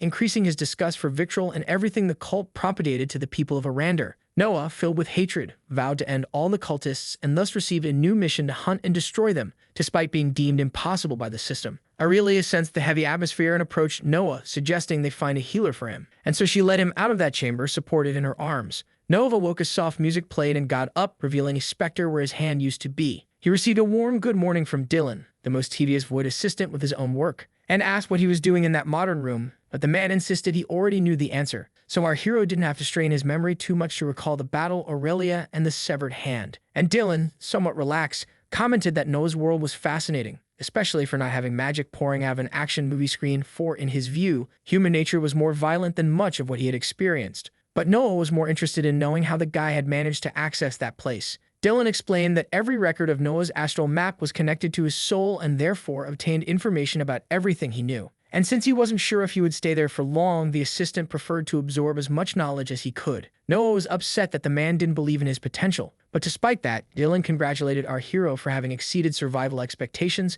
which left our protagonist somewhat irritated by the guy's peculiar sarcasm. So, Noah picked up the remote from the floor and abruptly turned off the TV, judging that the assistant was trying to sabotage him. But placing his hand on his head, Dylan replied that he would never do something like that, as it wasn't part of the pact, and in any case, he couldn't wait for Noah's death, even though it was fun to bet on how much the guy would screw up with this whole story. However, Dylan's presence there had a more special purpose, and while Noah observed his spiritual hand, the assistant informed him that Noah could not destroy the abyssal cultists, although our protagonist felt flattered that the guy believed he would be able to do so. But the honest guy in glasses, showing his discontent, stated that he didn't believe it, although his opinion did matter. Noah stared at the man and retorted that if the mission didn't violate the pact, he would execute it. Dylan wanted to know what would make Noah give up on this mission, as the cultists had their usefulness, even if they weren't directly connected to the void. And our hero replied that it wasn't the assistant's problem to care about. Dylan then appealed to the fact that every human had a price, and asked what Noah would like to obtain, trying to convince him that in the world, someone was always crying for another smile. The assistant spoke grimly that, even by killing or trying to protect whoever it was, Noah would never change how the world worked, for he was a mere mortal. Our hero pushed Dylan's hand off his shoulder, questioning why the guy was so afraid he would do it. And he raged that, in his understanding, using the power of the void was not a bad thing, even for Aurelia, since the cultists only cared about their own interests. Dylan replied dryly that this was exactly how humans behaved. But Noah, staring at the agent, made a point to emphasize that not everyone was like that. Then, without an argument, Dylan pointed his finger at our protagonist and judged that he didn't count because he considered him a complete idiot. Noah, indignant, retorted that he was the most important fool in this mess and didn't understand why Dylan wanted to protect those worms so much. And before talking about reconsidering his position, our hero wanted explanations for why the Abyss cultists were so important. The assistant took a deep breath and said that Noah had encountered the astral realm of the void where all his mana was born, but that was not the only place where its creatures resided. Dylan explained that part of the void existed in the physical realm called the Abyss, which was the source of power for the abyssal cultists. And in this abyss, the power of the void spread through the reality that continuously consumed it, allowing the creatures of this astral realm to reach the physical realm. Dylan revealed that the void provided strength to the cultists as they expanded the abyss in the physical realm. Noah accused the void of giving power to anyone who asked without caring about the consequences, but for Dylan, what mortals did with the power did not interest him. Indignant, our protagonist insisted on putting it on the table that only the expansion of the abyss mattered and shouted for answers about this purpose. However, Dylan, standing firm in his convictions, reported that the void simply consumed everything it could, as that was its function in the world. A table flew, shattering the TV, but the assistant merely stared at Noah as if he knew he wasn't ready to understand his point of view. Noah gasped in anger at the suffering that people, even children, faced because of the cultists. But Dylan commented that the hero had already taken his revenge for those he didn't even know, and therefore there was no reason to continue down this path. Keeping calm, the assistant picked up the remote and insisted on knowing what it would take for Noah to reconsider. But in front of the cracked screen, just as the pact was sustained, our protagonist warned that nothing would make him change his mind. Then he turned to leave that room and promised that he would avenge those who were unjustly sacrificed by the cultists, no matter how long it took to do so. For the fate of the abyssal creatures was also linked to his through the void, and thus he had the authority to alter their oath if he wished. Noah placed his hand on the doorknob and reminded Dylan that the pact born of the void granted him this position. Then he launched himself into the astral space with the intent to change the fate of those who did not wish to remain slaves of the abyss for the rest of their lives. This was his new mission. Dylan did not oppose him, but he knew the young man was treading on a minefield, for if the gods discovered his intentions, they would unleash their wrath upon Noah Brown. Our protagonist's eyes opened again, and this time he inhabited his physical body on a bed, and indeed, his left hand was no longer there. Aurelia opened the door with a hopeful expression upon seeing him awake, and she commented that, according to the healer, he would be fine in a week, which was good for Noah, despite the stub. Aurelia let out a roar and revealed that he could have his hand restored for a fair price, or even as his level increased. But the young man took a glass of water and thought he should have more options on how to get his dear little hand back, and asked if there was a library nearby. The sorceress replied that perhaps the village had one, and Noah explained that he could work on some things there to use to his advantage. Aurelia agreed as long as the young man did not use any nefarious power, but Noah, quite ironically, could not promise the sorceress, since his power came from evil roots. This was a hook for the sorceress, who crossed her arms and asked the hero if there was anything she needed to know about the nature of his abilities. Aurelia made it clear that she was grateful to Noah for saving her twice, and that his conduct did not raise any questions. But the young man saw her say that she could no longer cover for him, as things had gone well so far. Then she said she felt 3 different manas in Noah's aura, as he did not have enough control to hide them. But it was not something difficult to guess from his abilities. And even if it didn't sound strange in that world, the witch assumed that the 3 paths of our guy were quite powerful. Aurelia remembered Noah in action and mentioned that someone without experience didn't fight as well as he did, especially after appearing in an abyssal cult and demonstrating control with void abilities. The witch recognized that Noah never backed down from battle or showed fear. Our protagonist replied that he had always practiced martial arts in school, and that should count for something. And looking at his half-arm, he revealed that he was never quite sure about his abilities. He just tried to survive in a strange place where people wanted to kill him. Aurelia nodded her head and suddenly pointed at Noah, saying that she trusted him and therefore would show him something she didn't share with most people. Aurelia then enveloped Noah in her fiery mana and asked if the boy also trusted her, or if she would be forced to do something she didn't really like. The witch revealed that she needed to be sure that the boy could travel with her. Then she took a ring off her finger. explaining that the artifact allowed her to let him follow together and thus asked Noah to inspect it. But our boy, unfortunately, couldn't see anything through that object, and Aurelia insisted that he try once more. Noah discovered that the ring was forged from the frozen tears of the ancestral dragon, capable of healing its bearer and teleporting them to a safe place just once. Relieved, Aurelia revealed that the group she was betrayed by didn't know about this condition, so Noah assumed that he had passed the test. The witch replied that yes, but she was worried about our protagonist having such intimacy with the void, in addition to the sinister scroll he had used twice, and she even wondered if perhaps he was hiding something about his nature, but Noah asserted that he had been honest all along. However, Aurelia confessed that she still had her doubts about the boy, who suggested to her to use her lie detector whenever she needed,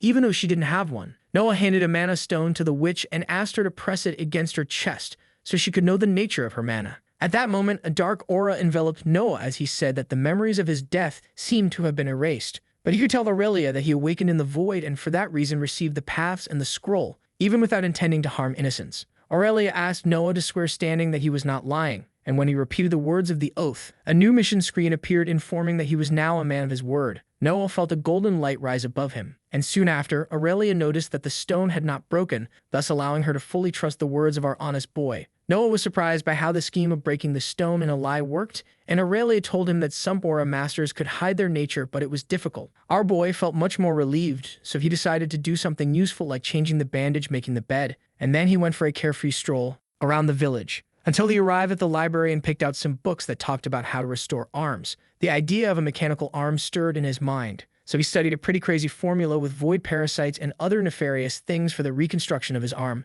Upon closing the book, he realized that the process didn't explain whether he should use the parasite directly on his body, so he grabbed another book to learn more about the creatures he would be dealing with. Noah discovered that the parasites used the life force of the host to survive and to capture it. They needed to devour it. This ability was not a problem for him. After studying, Noah verified that he had the books for the reconstruction, as well as the necessary skills that granted him life force, so he decided to start the work. He left the library with the book under his arm and found Aurelia in a basement to begin the process. The boy placed the book, advanced on the abyss into the system, and gained level 25 experience on the subject. Then he took a mana crystal and drew a symbol on the ground. He even felt proud of his art while Aurelia observed the scribble somewhat startled. Noah positioned himself in the center of that circular mandala and opened another book while the void was invoked. The system also consumed the information from the abyssal tome, and the pages began to float around our protagonist, initiating the ritual. Moments before, in the void, the parasites floated in peace until a larger worm appeared and began to eat the little ones, poor things. A voice echoed in that astral space, invoking the creatures to bind themselves to that body as an offering. The creatures soon became excited and rushed towards the call, just like spermatozoids seeking to fertilize the egg. The mandala manifested in the space where various beings were drawn,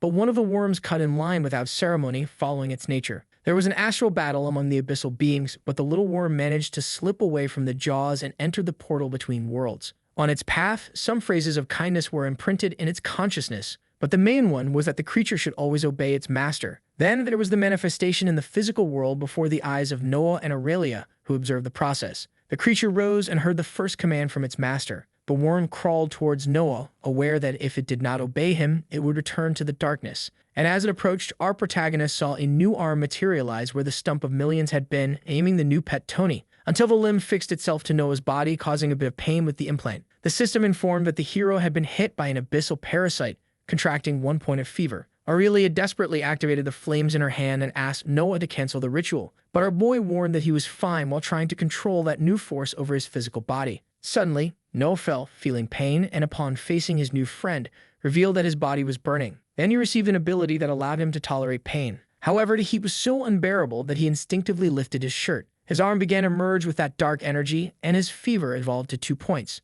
Aurelia approached the boy, who looked more like a shrimp, and Noah explained that the parasite was feeding on his life force to heal his arm. Once again, his arm began to hurt intensely, and Noah deduced that he needed healing potions. Noah fell again and soon gained another evolution in his pain tolerance. Then he began to meditate to take control of the situation, which ensured another evolution in his tolerance. Noah behaved like a guru, breathing deeply to concentrate his strength in the symbiosis with the least pain possible, until everything calmed down and he could contemplate Tony his new arm without any illness, but he found it strange as he could not dominate the darkened limb. The fever was removed and Aurelia handed the healing potion to the boy. He thanked her and drank the liquid while the sorceress asked if he felt better. Noah said he had no more pain and realized that Tony had not yet fully attached, so he decided not to move his arm for now. The clawed hand still emitted some remnants of the void's aura, and Noah contemplated his new weapon with strong muscles, claws, and even venomous glands in addition to cute eyes. The parasitic limb had reached level 6, and Noah was now a symbiotic human, so the system increased 2 points in all the boy's attributes.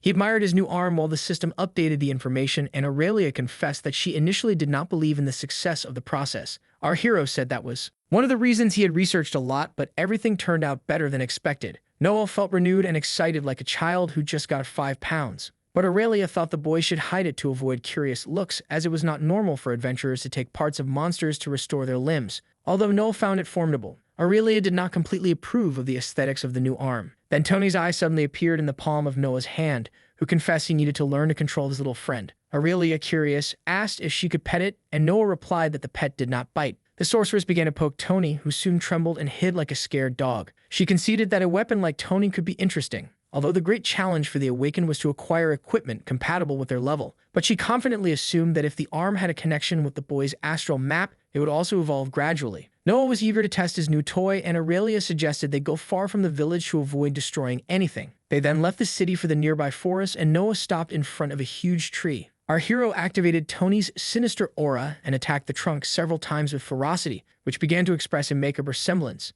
And as if that weren't enough, he also added a bit of the poison that soon seeped into the trunk, marred by the blows dealt. Noah stared madly at his target with a look never seen before. Aurelia shouted, professing that Noah needed to learn to use the claws and that his movements were flawed with his left hand. However, the protagonist was relaxed and thought that Tony could help him improve his moves, as it was just an adaptation period. Noah was so silly with his toy that he couldn't stop laughing just by looking at it, and Aurelia couldn't understand how someone could be so happy using a void monster claw instead of a hand. But for Noah, it wasn't about magic, and he thought it was pretty cool that many rich people would pay a good amount to have an arm like that. Aurelia crossed her arms, not understanding the meaning of cool, so our protagonist explained various ways the sorcerers could use and abuse the term in a sentence. However, Aurelia insisted that Noah's world was quite strange, but the boy commented that where there were dragons was right there, come on. And trying to continue the argument about the strangeness of a winged being breathing fire, Noah came across a huge rock. Aurelia leaned against a tree defending her point of view, without noticing that our hero activated his claws and ran towards the rock to play again with Tony. However, despite the damage caused to the stone, the boy realized that he still had some bones running through his arm. Then his obliteration was activated, and Noah noticed that the void energy seemed to react more intensely in his left arm, so he should use it with caution. Noah focused and attacked the rock again, and he jumped all happy when he saw the damage he had done this time. Aurelia, already somewhat fed up with that game, suggested they leave before they noticed the boy's disappearance. On the way, Noah couldn't wipe the silly smile off his face, and the girl, out of patience, asked what was so funny. The boy made a little joke about hands, which for Aurelia was the last straw. Then suddenly, the woman shot a burst of fire at him to make him pay attention. But Noah was clever and activated his void camouflage to escape the blow, and he ran off enjoying the situation, while the sorceress shouted that she would catch him around the corner. In the tavern, Lorian and Noah were talking about the new arm, and the boy wanted to know what people were gossiping about the subject, but the tavern keeper suggested he not pay them any mind. However, Noah's ego was so inflated that he, smiling, commented that he liked the damage. He recounted that while taking a stroll, he heard the wildest assumptions from the villagers about how he got that beauty. Then, taking advantage of the mood, he gave the people a little scare to confirm their expectations, eliciting good laughs in that relaxed chat between the old man and the boy. Lorian asked how long Noah planned to stay in the village, and the protagonist replied that about 2 days until Aurelia organized the logistics. The man commented that he found it strange for the woman to be in charge, while Noah took a sip from his mug, knowing he couldn't turn off his life force because of Tony. But after refreshing his throat, he justified that it was better to have Aurelia in control than to end up getting lost and dying out there. Noah showed a list to Lorian and asked if he could help him with the items, but the man, indignant upon reading the content, asked if the protagonist wanted to summon a demon. However, he felt relieved when the boy explained that it was just for new skills, and he handed a mana stone to Lorian to get the items as soon as possible. The tavern keeper shook his head negatively, and Noah gave him more stones, promising him more by the end of the day. And so he left the inn with empty pockets but a smile on his face. Later, a boy brought the cart to our protagonist, and he said that his boss hadn't found all the items, but everything was listed nicely. Noah came down the basement stairs with his trinkets while Aurelia stared at him, still angry about the pile he put on her in the morning. The boy asked for a little help, but the sorceress pretended it wasn't her problem, and Noah found it funny how she tried to punish him. Aurelia saw a bunch of things on the shelves and asked what the boy was going to do with those things. And Noah, pleased by her interest, told her he was going to do some tests with his abilities, noting that no bunnies were harmed during the recordings. Noah opened his inventory and asked Aurelia to watch from the sidelines, but the little bunny didn't seem very confident with the somewhat crazy expression of our fighter-turned-alchemist. Noah grabbed a jar with black stones and threw one into the air, but when he caught it back, he automatically entered the void dimension, which even surprised the carrot eater. And when he returned next to Aurelia, he discovered that he could teleport objects, but Noah was ambitious and wondered how much more he could take to the other side. Noah continued his tests, now with his hands full of stones, trying to transport them to the void. He announced the start, but you noticed something strange about his body during the trip, and upon returning he mentioned that he felt an inexplicable tension while Aurelia read a book relaxed. Our protagonist opened the system and deposited some of the stones into the inventory, as he realized that traveling with them in hand made it harder to use the ability. He tested it again, and upon returning from the blink, commented happily that it was possible to travel with items when they were in his inventory. Then he picked up an iron bar and prepared for the next test. He activated the blink and dropped the bar to return balancing on it. Noah traveled again to the other dimension and practiced surfing on the bar, perhaps to test his balance. Noah sat in a lotus position and tried a new way to balance the bar while inhabiting the other side, and he found it interesting to notice that even in the void, the bar continued to float in the physical world. He traveled once more and concluded that he could only perform the teleportation when holding the object. Then, out of nowhere, he started tossing the trinkets that were in the inventory, until he held a small box while whistling casually. Noah filled the box with stones. He took off his shoe and activated the blink, balancing the box with his foot, but it remained in the physical world. Then he explained to Aurelia that he could only take objects with him that he was holding. Noah placed his hand on the wall to demonstrate practically that if he intended to teleport an entire house, for example, it would be impossible, which made perfect sense to Aurelia, as it was necessary for Noah to channel his mana to the object in order to pull it. He thus presumed that it might be some kind of restriction built into the astral universe. While Aurelia said there could be other powers without such a restriction, Noah exchanged glances with the frightened little bunny and decided it was time to use it in his tests. So he removed the little creature from the cage, ensuring that nothing bad would happen to it.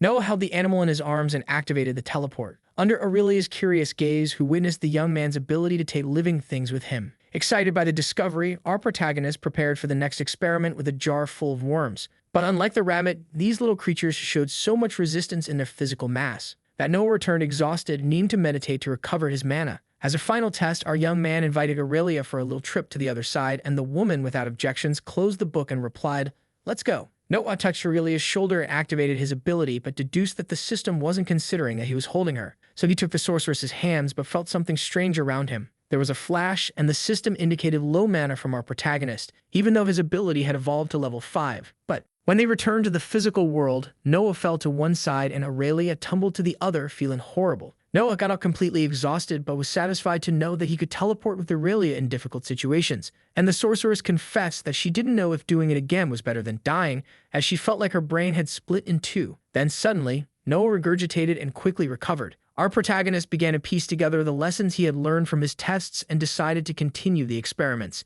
He opened the inventory to deposit the stones from the jar one by one, but he noticed that the inventory was consuming his mana. Noah didn't give the little bunny a break either, as in the name of science, he tossed the pet into the inventory as well. Then he let some time pass with Aurelia by his side, always engrossed in her readings. After a few minutes, he took out the rabbit and assumed that there was oxygen in the inventory, or that the little creature managed to freeze time while it was there. However, even more presumptuous, Noah asked if Aurelia wanted to take the test by entering his inventory too. Aurelia showed indignation at the request, but Noah assured her that the rabbit returned unharmed. However, the sorceress remained unyielding, even with our hero's insistence. Noah tried once more, promising that he wouldn't leave her there for long, and the woman, starting to get furious, made our protagonist give up on the idea, but he at least wanted to know the reason for her refusal. Aurelia then confessed that it must be very dark in there, making Noah conclude that the woman was afraid of the dark and for that reason mastered the power of fire. The young man completely understood the cat's reasons and justified that the request was only because he imagined that time stopped inside the inventory. Then, in a nonchalant manner, Noah tried once more, claiming that if one day the woman got hurt,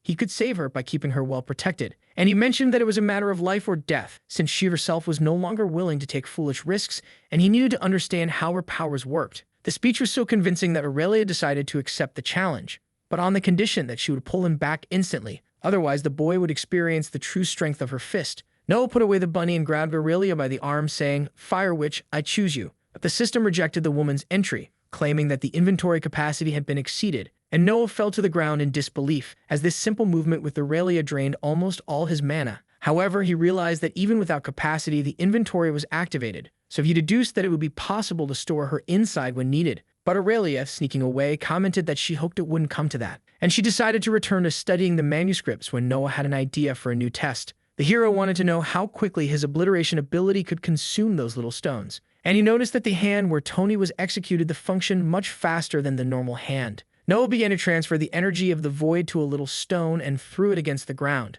causing a huge hole in the floor. The boy went to check the damage and wondered why his abilities didn't have a fixed cost. And Aurelia explained that there was a minimum cost for activation that could be bypassed by a partial activation. Noah understood the narrative while pulling the rabbit out of the hat, or rather from the inventory. And staring at the fluffy creature, he was sure that time stopped inside his inventory. Then he released the little animal, which bounced and jumped into Aurelia's lap. The sorceress couldn't resist and petted the bunny, saying that animals sense kindness. Noah, for his part, pointed a dagger at the creature and asked if Aurelia could hold it tightly, as he would need to hurt it a little. It's all staged, okay, folks. And the girl promptly grabbed the pet with her look of, touch him and I'll skin you, clumsy boy. With that, the protagonist once again tried to explain that he needed to be sure if his blood had healing power. But if it didn't work, the woman could just give the little creature a potion. The sorceress agreed to the test, and Noah promised the fluffy one that it would be a quick pain. Then he made a cut on the rabbit's leg, which became a bit dizzy in Aurelia's lap. Quickly, Noah made a cut on Tony's hand and poured his blood over the animal's wound,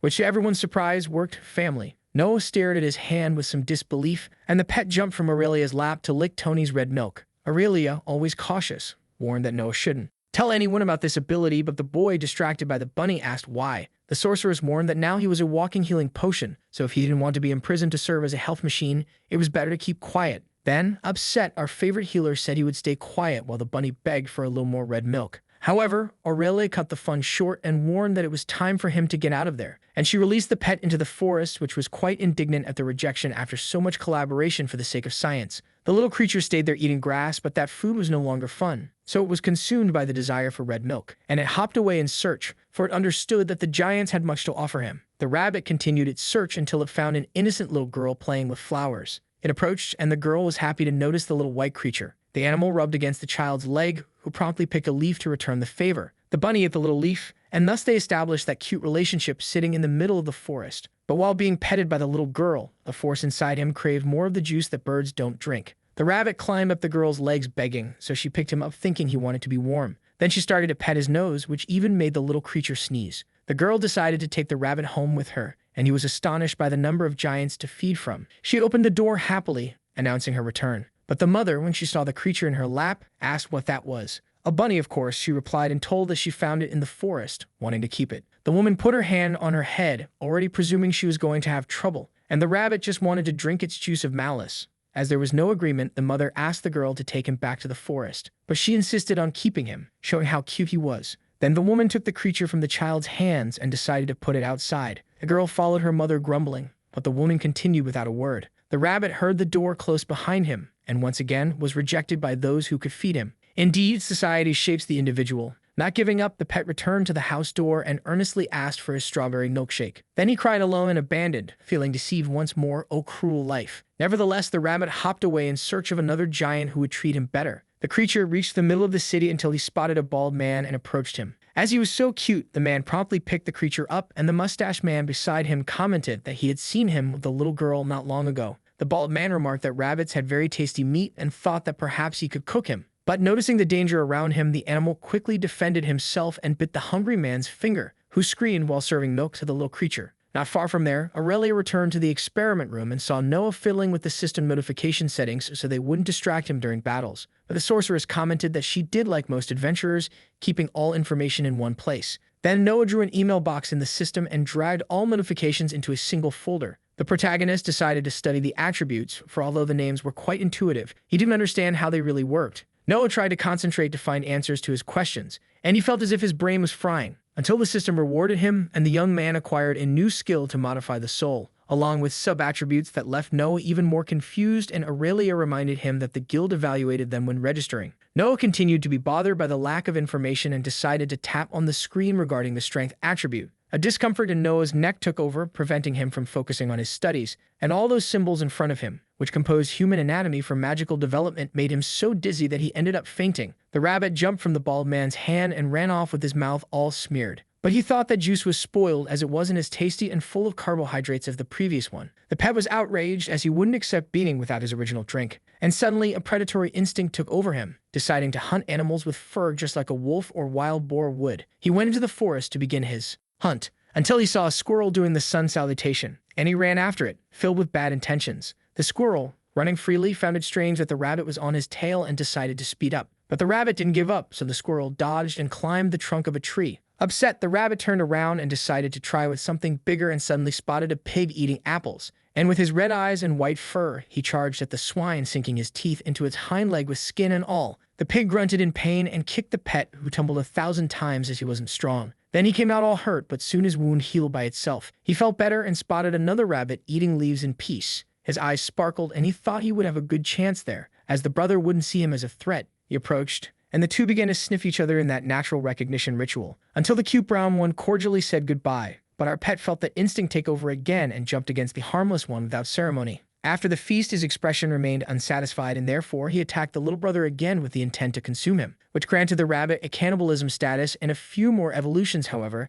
as the system was relentless, it gave him the possibility to become a killer rabbit. Back to our heroes, Noah visited Aurelia's room. The woman apologized for the mess of papers scattered on the table. Noah analyzed the content and deduced that the woman was more committed than he had imagined, and Aurelia justified that she had more than one goal in mind. For she was charting their path to Windrus, but needed to retrace the steps of the traitorous group before they could proceed safely. Noah understood Aurelia's purposes and seized the opportunity to ask for information about everything she knew regarding the sub-attributes. And the sorceress, understanding that he intended to become a true adventurer, said, "Stick here, Daddy, and I'll explain everything to you." Noah sat down gladly while the woman grabbed a sheet of paper. Aurelia started to draw, and Noah thought the doodle looked more like a rotten apple. But what mattered was the intention. Then the sorceress explained that the little figure was our protagonist, and the circle around it represented his soul. That it was as large as the body and represented the individual's aura. And the more he trained, the more space he would open in his soul for the 4 sub-attributes of each attribute. Aurelia gave the example that even a rank D with a high-strength attribute could be weaker than someone with all 4 sub-attributes enabled for their own strength. But she suggested that Noah not worry too much about that yet, as he had much to learn about the new world. Aurelia mentioned that she would talk about sub-attributes when the guild evaluated him, and the hero felt a bit pressured, asking what the need for such an evaluation was. Aurelia emphasized that it was of utmost importance, but she didn't go into details, as it was time to leave. An hour later, our adventurers left the village amidst the mayor's thanks, who granted them 2 horses. And he smilingly said that the village doors would always be open for both of them. Aurelia thanked him, and they continued down the road, bidding farewell to the townsfolk for their new mission in the City of Winds. The 2 suns were blazing, and Noah could hardly endure the riding. The protagonist suggested they take a break, but Aurelia said they should keep going, as time was short. Noah complained that the day had suddenly turned hot, and Aurelia explained that the suns got closer every 15 days, demonstrating that it was her favorite climate, while our protagonist wished that among his powers, he had one that could cool him down. Aurelia commented that the boy could gain heat resistance with constitution, but at the moment Noah just wished Windrus had a more pleasant temperature, because the climate of that world changed abruptly, and she gave the example that they had just been in a forest full of trees, and were now almost in the Sahara Desert. Aurelia explained that the environment was related to the strongest mana of the place, which is why the climate there was drier. Noah shielded himself from the sun, while the sorceress explained that Windrus already had more of the strength of air, and the boy wished they would find fewer places rich in solar mana stones, a comment that drew hearty laughter from Aurelia. The woman warned our novice to stay well hydrated, and said they would soon take a break for the hot one to cool off. Noah, already melting, grabbed his canteen and gulped down some water, when Aurelia suddenly spotted something in the distance. But Noah, due to the sunstroke, couldn't identify it and heard the sorceress say they should go faster. The 2 then galloped swiftly towards a man driving a carriage. They passed by the coachman casually, who greeted them cordially, and asked with a smile if the guild had sent people. Noah and Aurelia exchanged glances, and the sorceress replied that they were just 2 adventurers on their way to Windrus and wanted to know if there was any problem there. The coachman said that a landslide in the valley had blocked the way, and he didn't know how long it would take to send a geomancer to resolve the issue. The heroes moved ahead to the large rock blocking the road, and upon confirming the path on the map, Aurelia suggested another riskier route. Seriously, the sorceress said she didn't want to sleep in the forest, so she decided they would travel through the night, but Noah thought the decision was somewhat insane. The coachman was astonished that they chose the Serpent's Grove, and Noah wanted to know what the problem with the place was besides the intimidating name. In a grim tone, the man revealed that there were rumors of a worm in the area, and even though our two were adventurers, he tried to discourage them from taking such a path. But for Aurelia, it was nothing but nonsense, as she detected no mana in the area, not even for a wyvern, let alone a worm, until they saw a couple with a faint child in the grove, and the man waved hopefully at our adventurers. Aurelia avoided eye contact, but Noah couldn't ignore the guy whom the system identified as a sculptor pleading for help to cross the Serpent's Grove. Noah heard the man say that his son was very ill and they needed to get to Windrus as quickly as possible, even promising to reward the heroes. Noah asked if the father was a sculptor, and the man confirmed, introducing himself as Leon and telling that he worked for the mayor of Altius. Our heroes approached the family, and when asked about the boy's illness, the father said that only a rank C healer or higher could save him. Noah crouched down in front of the boy to check and noticed that he was burning with fever. Then Aurelia, already imagining what was going through our protagonist's mind, called him to talk privately. They moved away and Noah asked why the witch only wanted to leave them behind. However, Aurelia replied that Leifar was closer and Noah retorted, as the boy needed a rank C healer. He suggested using healing through his blood, but Aurelia definitely refuted the possibility, reminding him of the consequences. Then the young man decided they would take the family to Windrest, and Leon thanked them immensely as the system updated the mission tab for our hero, considering it difficult with an unknown reward. The man informed his wife that they would continue their journey, but before Noah called them, and handed a tube with a red liquid to give to the boy. For following Aurelia's advice, our young man cut himself gently to not reveal Tony's properties, so in the little jar it stays relaxed without drawing attention. Shia, who was the mother, showed the medicine to the boy, warning that it would help him with the fever. But the boy looked at the tube with disgust. Then Noah told him he would take his parents to the big city to heal him and the little medicine would make him feel better. Arios, the boy, hesitated for a moment but drank the wicked juice all at once. Then Aurelia, who was already on the horse's back, spoke dryly that they should leave soon, as the journey was long. The road through the forest continued with freshness, and Aurelia, who was carrying the woman with the child, said that the path would have an exit to the right, bringing them face to face with Windrest, and if they continued to travel through the night, they could arrive at dawn. Noah made no objections and continued to ride, taking the boy's father with him, and he commented that he did not know Altius mentioned earlier, but Leon explained that it was a city to the west, near the Lost Forest. Our protagonist wanted to know a bit more about the man's profession as a sculptor, who promptly took a teddy bear out of his bag and said it was his specialty. Noah was astonished by the doll dancing in the man's palm,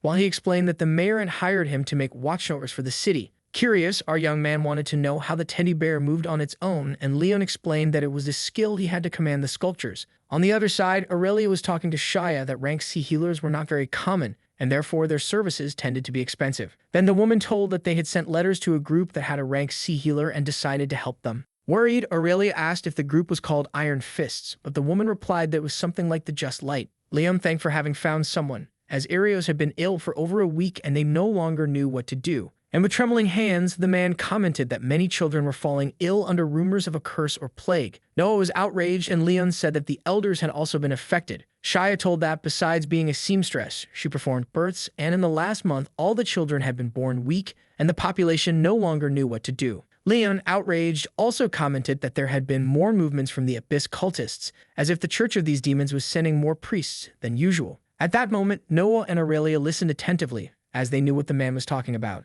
Shia said that her wish was to go to another place after Arios got better, but Leon reminded her that they could not leave the city after all the mayor had done for them. Time passed, and suddenly the sun was blocked by an unusual darkness. Then Noah looked at the sky and prepared to use the eyes of the Void Hunter, while Aurelia promptly activated the flames in one of her hands, hoping it wouldn't be what she imagined. A voice echoed among the trees, leaving our travelers perplexed. Then the witch urged them to leave quickly, and so they rode with all the speed they could. But Noah, curious, looked back and saw a creature that the system recognized as a zombie bear. They continued to flee until the horses suddenly stopped. Noah asked if it was normal to darken like that, and Aurelia replied that something was wrong. She dismounted from the horse and looked up, apprehensive. Then she jumped to the high branches and shouted that they should leave immediately, while Noah, with the hunter's vision activated, seemed unable to believe what his eyes saw. Aurelia returned and commented that exactly what she feared was happening, and for that reason, she ordered them to leave the horses and continue on foot. The heroine slapped the horse's flank, which neighed, and the two took off running. Then the adventurers began to run as fast as they could down the road in the opposite direction. Amidst their long strides, Noah asked what was happening, and Aurelia replied that it was an eclipse.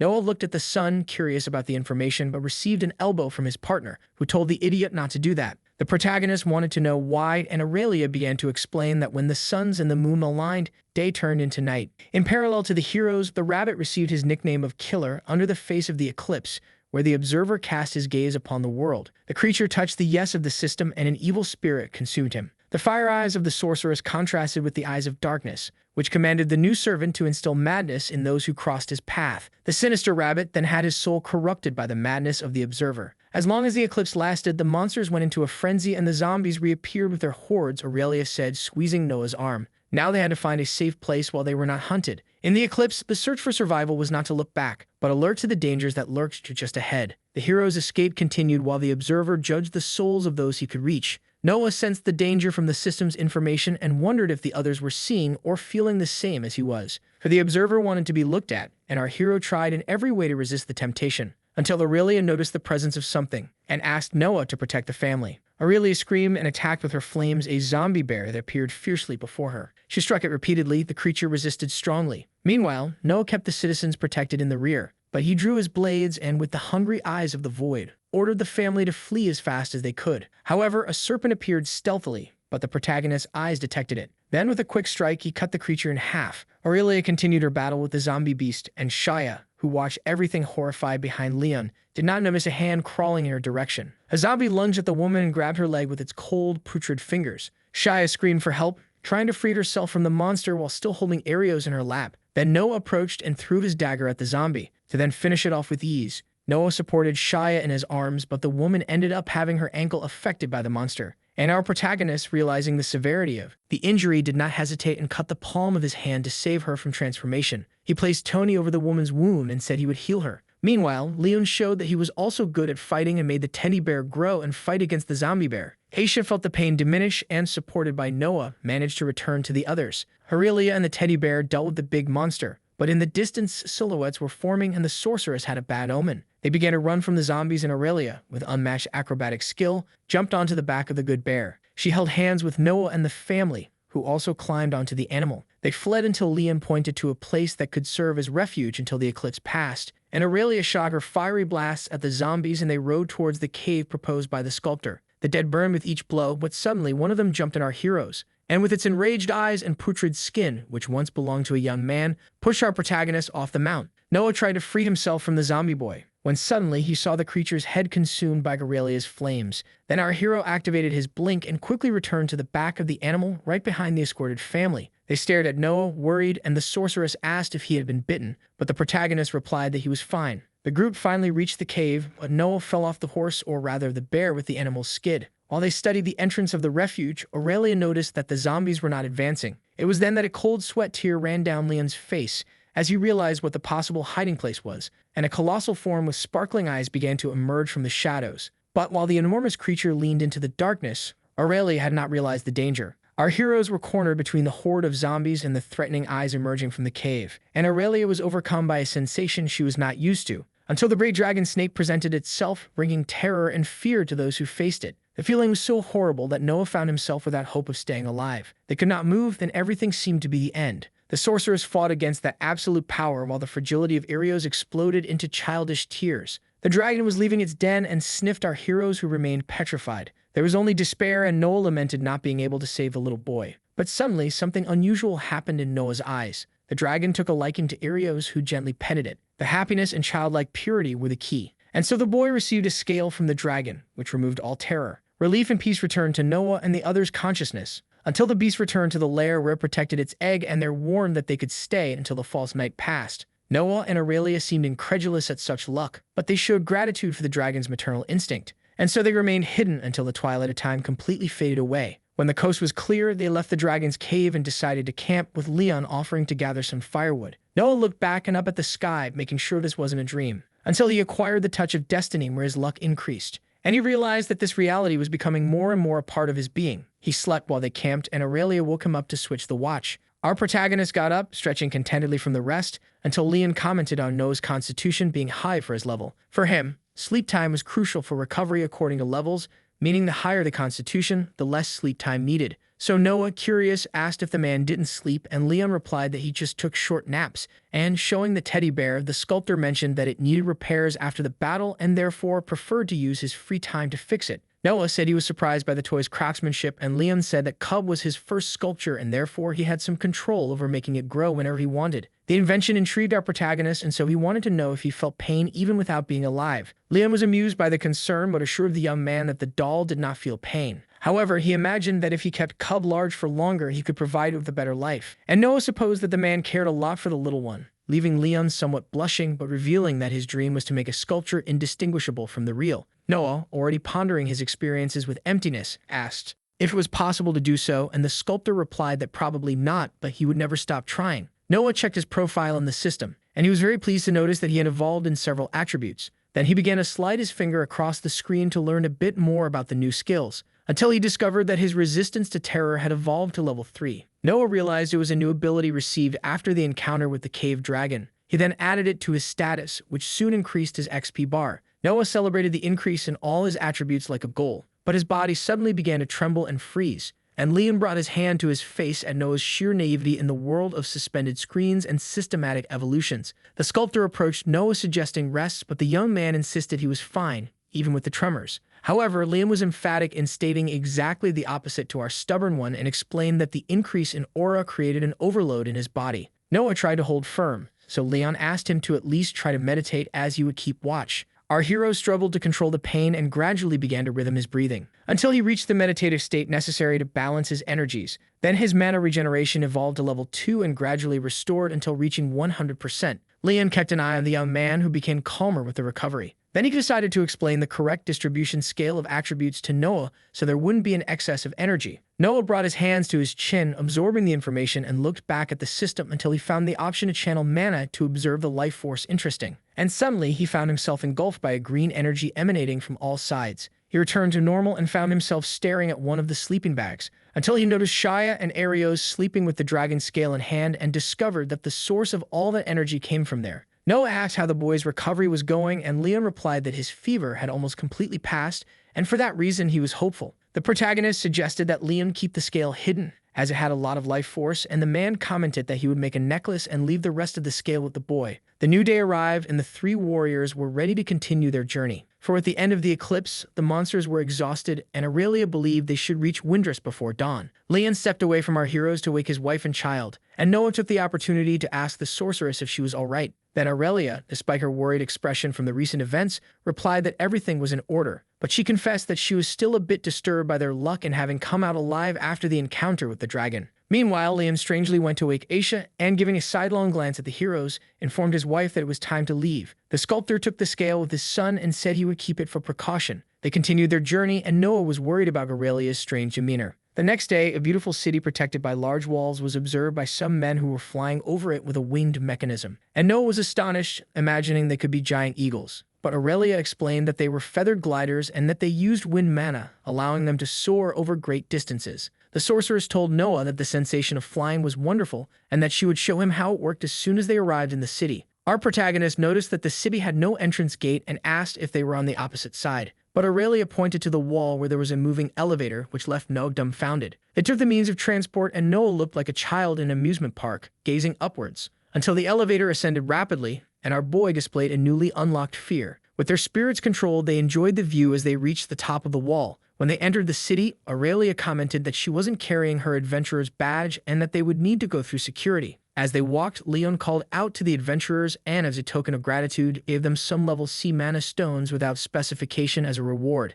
Aisha also thanked the heroes and expressed confidence in Arios' improvement, who was playing in her lap, enchanted by the city. Noah and Aurelia looked incredulously at the stones, and the sorceress, who knew the ropes, said it was quite a high payment. Leon smiled contentedly and asked them to accept it graciously, as he had no words to thank them for everything they had done. In front of the gates for inspection, Noah identified himself to the guard with his right hand over a stone. As soon as the rock glowed, the guard asked if Noah was a member of one of the 3 cults, and the boy replied that he was not. The guard, who was noting down the information, asked if our protagonist had a criminal record, and Noah denied it as well. Thus, he entered and found Aurelia disguised with a cloak, and the system updated the list of completed missions, distributing more rewards to Noah, who, without wasting time, went to check his profile, to Aurelia's dismay, with the boy who couldn't tear himself away from the screen of his phone, or rather the system. Noah received a tome that served as a dimensional pocket and judged it as a new inventory, but much better. The heroes stopped in front of a large balcony, and Noah showed himself eager for the official title of adventurer,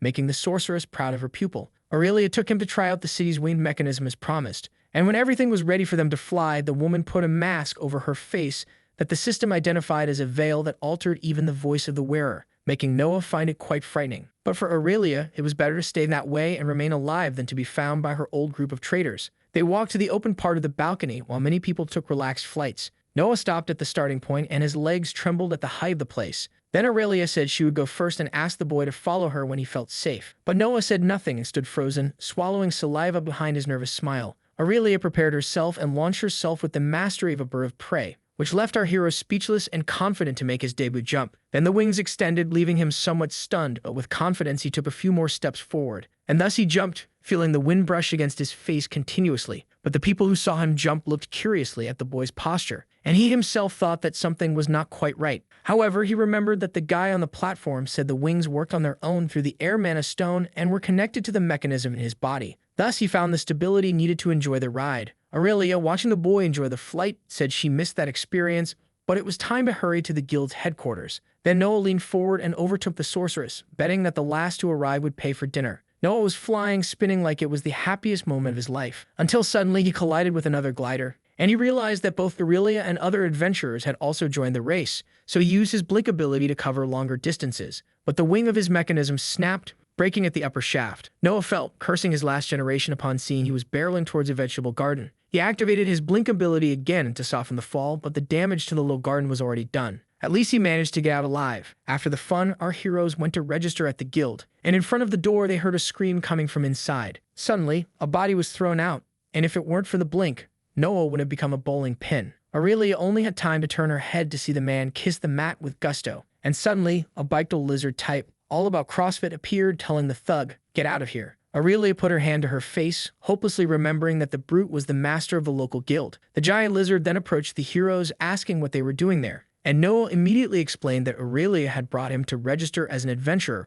prompting the woman to reveal her identity. The big guy then called out a certain name with his deafening voice to announce that there was a newbie in the area. Then, totally contrasting with the brute, a cute girl appeared to welcome our adventurers. Noah confirmed by looking down as the girl barely reached his waist. Then she smiled and invited our protagonist to enter the guild headquarters. Noah followed the little legs but was startled when he saw a bunch of big guys sprawled on the floor of the main hall. The girl asked our young man not to worry, as it was training day with the leader, so they only had 5 minutes of sparring without losing friendship, and she reinforced that the members were not dead, just too tired to get up. Noah didn't really enjoy the joke, but he approached the counter where Lil Nay asked if he was familiar with the registration process. Our protagonist shook his head negatively and wondered if the girl wasn't too young for the job, but she, being half celestial, was much older than the curious one. Aurelia interrupted the registration to ask if she could get another adventurer's plate on site, as she had lost hers in the last campaign with the Iron Fists. The receptionist then asked for a moment to confirm. She approached a bookshelf and confirmed that for a reissue of the plate,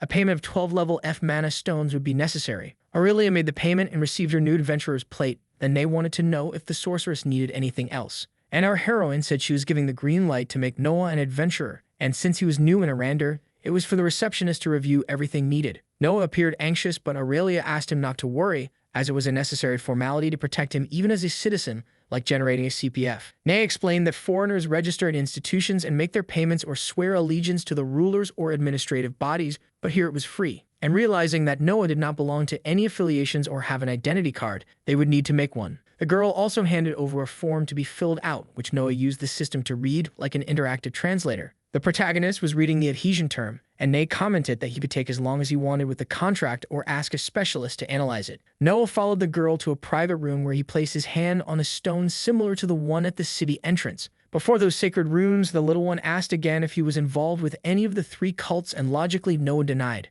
But Nay, interpreting the lights of the rock, revealed that Noah's answer was a half-truth, and therefore the protagonist should explain himself better. Noah felt the sweat trickle down his face as he thought about how to explain his true nature. Then, without ceremony, he told everything, from how he arrived in that world to the abyssal experiment he eliminated in the mines. With wide, curious eyes, the receptionist cleared her throat and said, "Next question, my young man." Aurelia, attentive, saw Noah respond that he felt neutral when asked if he was a friend or enemy of the people of Arander, but that he was always willing to help. Nay gave Noah a list of paths to check if he was aligned with the bad things. But our prota, despite having all of his paths based on emptiness, did not belong to any of that sinister list. The little one looked at the shining rock and informed that they were almost at the end of the tests, but something left her expression worried. However, she was interrupted by the bell ringing, and the boss entered, apologizing for the interruption, but he couldn't help but overhear the conversation that was going on. And Noah looked intrigued at the imposing lizard, who said in his guttural voice, "You are a foreigner. Did I hear that right?" Almost choked up, Noah confirmed, wondering if he would be the next to fly out the door. But the Draconian commented that Noah was the third he had met and thus extended his hand, introducing himself as Razor Draken. Our hero, almost melting, shook the leader's hand, who suggested a combat evaluation. Without further ado, Razor lifted Noah onto his shoulders and took him for a fun ride. Noah tried to call for help from the little one as the heavy steps of the big lizard gradually distanced themselves, And before leaving, the Draconian turned to Ne and said, "Prepare the training field because today the Jiropoka goes to Pew." Noah tried to call his mother, but nothing in this world or another could pull him from Razor's grasp. Razor simply jumped from the third floor with Noah on his back, and the guy was so hulking that he cracked the ground upon landing. The boss threw Noah to the ground and called him to the fight to discover what our big boy was made of. So Noah asked if the lizard could give him a moment to prepare, and Razor smiled, indicating the waiting room that was right next door. The door closed like lightning, and Noah used the space to recover from that first aggressive impression of the boss. Lonely and under no pressure, our protagonist opened the system to devise a strategy, pulling out one of his textbooks. Noah took the tom from his dimensional pocket that allowed him to use the astral energy of his soul to create a kind of cloud storage for everything he had. Razor pounded on the door, eager to show the boy how many scales it takes to make a lizard. And Noah, who needed a bit more time, noticed a vase on the table and thought it was a good object to test his new ability. However, when he absorbed the vase, he had the slight impression that it was in his pants pocket. So he commanded the jar to his hand and was stunned to realize that he could now teleport objects with extreme ease. But he didn't even have time to celebrate as Razor burst through the door, asking if the rookie was ready. Noah replied that he was, and the Draconian leader asked him to show his fighting skills. There was a brief silence as Noah assessed Razor from a distance. Then the leader said that if Noah landed a hit on him, he could move on to the next house. No, wait, that's another story. Noah scratched his head, as the task didn't seem that difficult. And the convinced crowd encouraged our hero to see him take some good hits while Aurelia remained silent next to a girl with glasses who was taking notes. Razor's eyes were intimidating, and he crossed his arms, waiting for the boy's moves. And suddenly, the aura of the cocky lizard surged by over 1,000,000 points.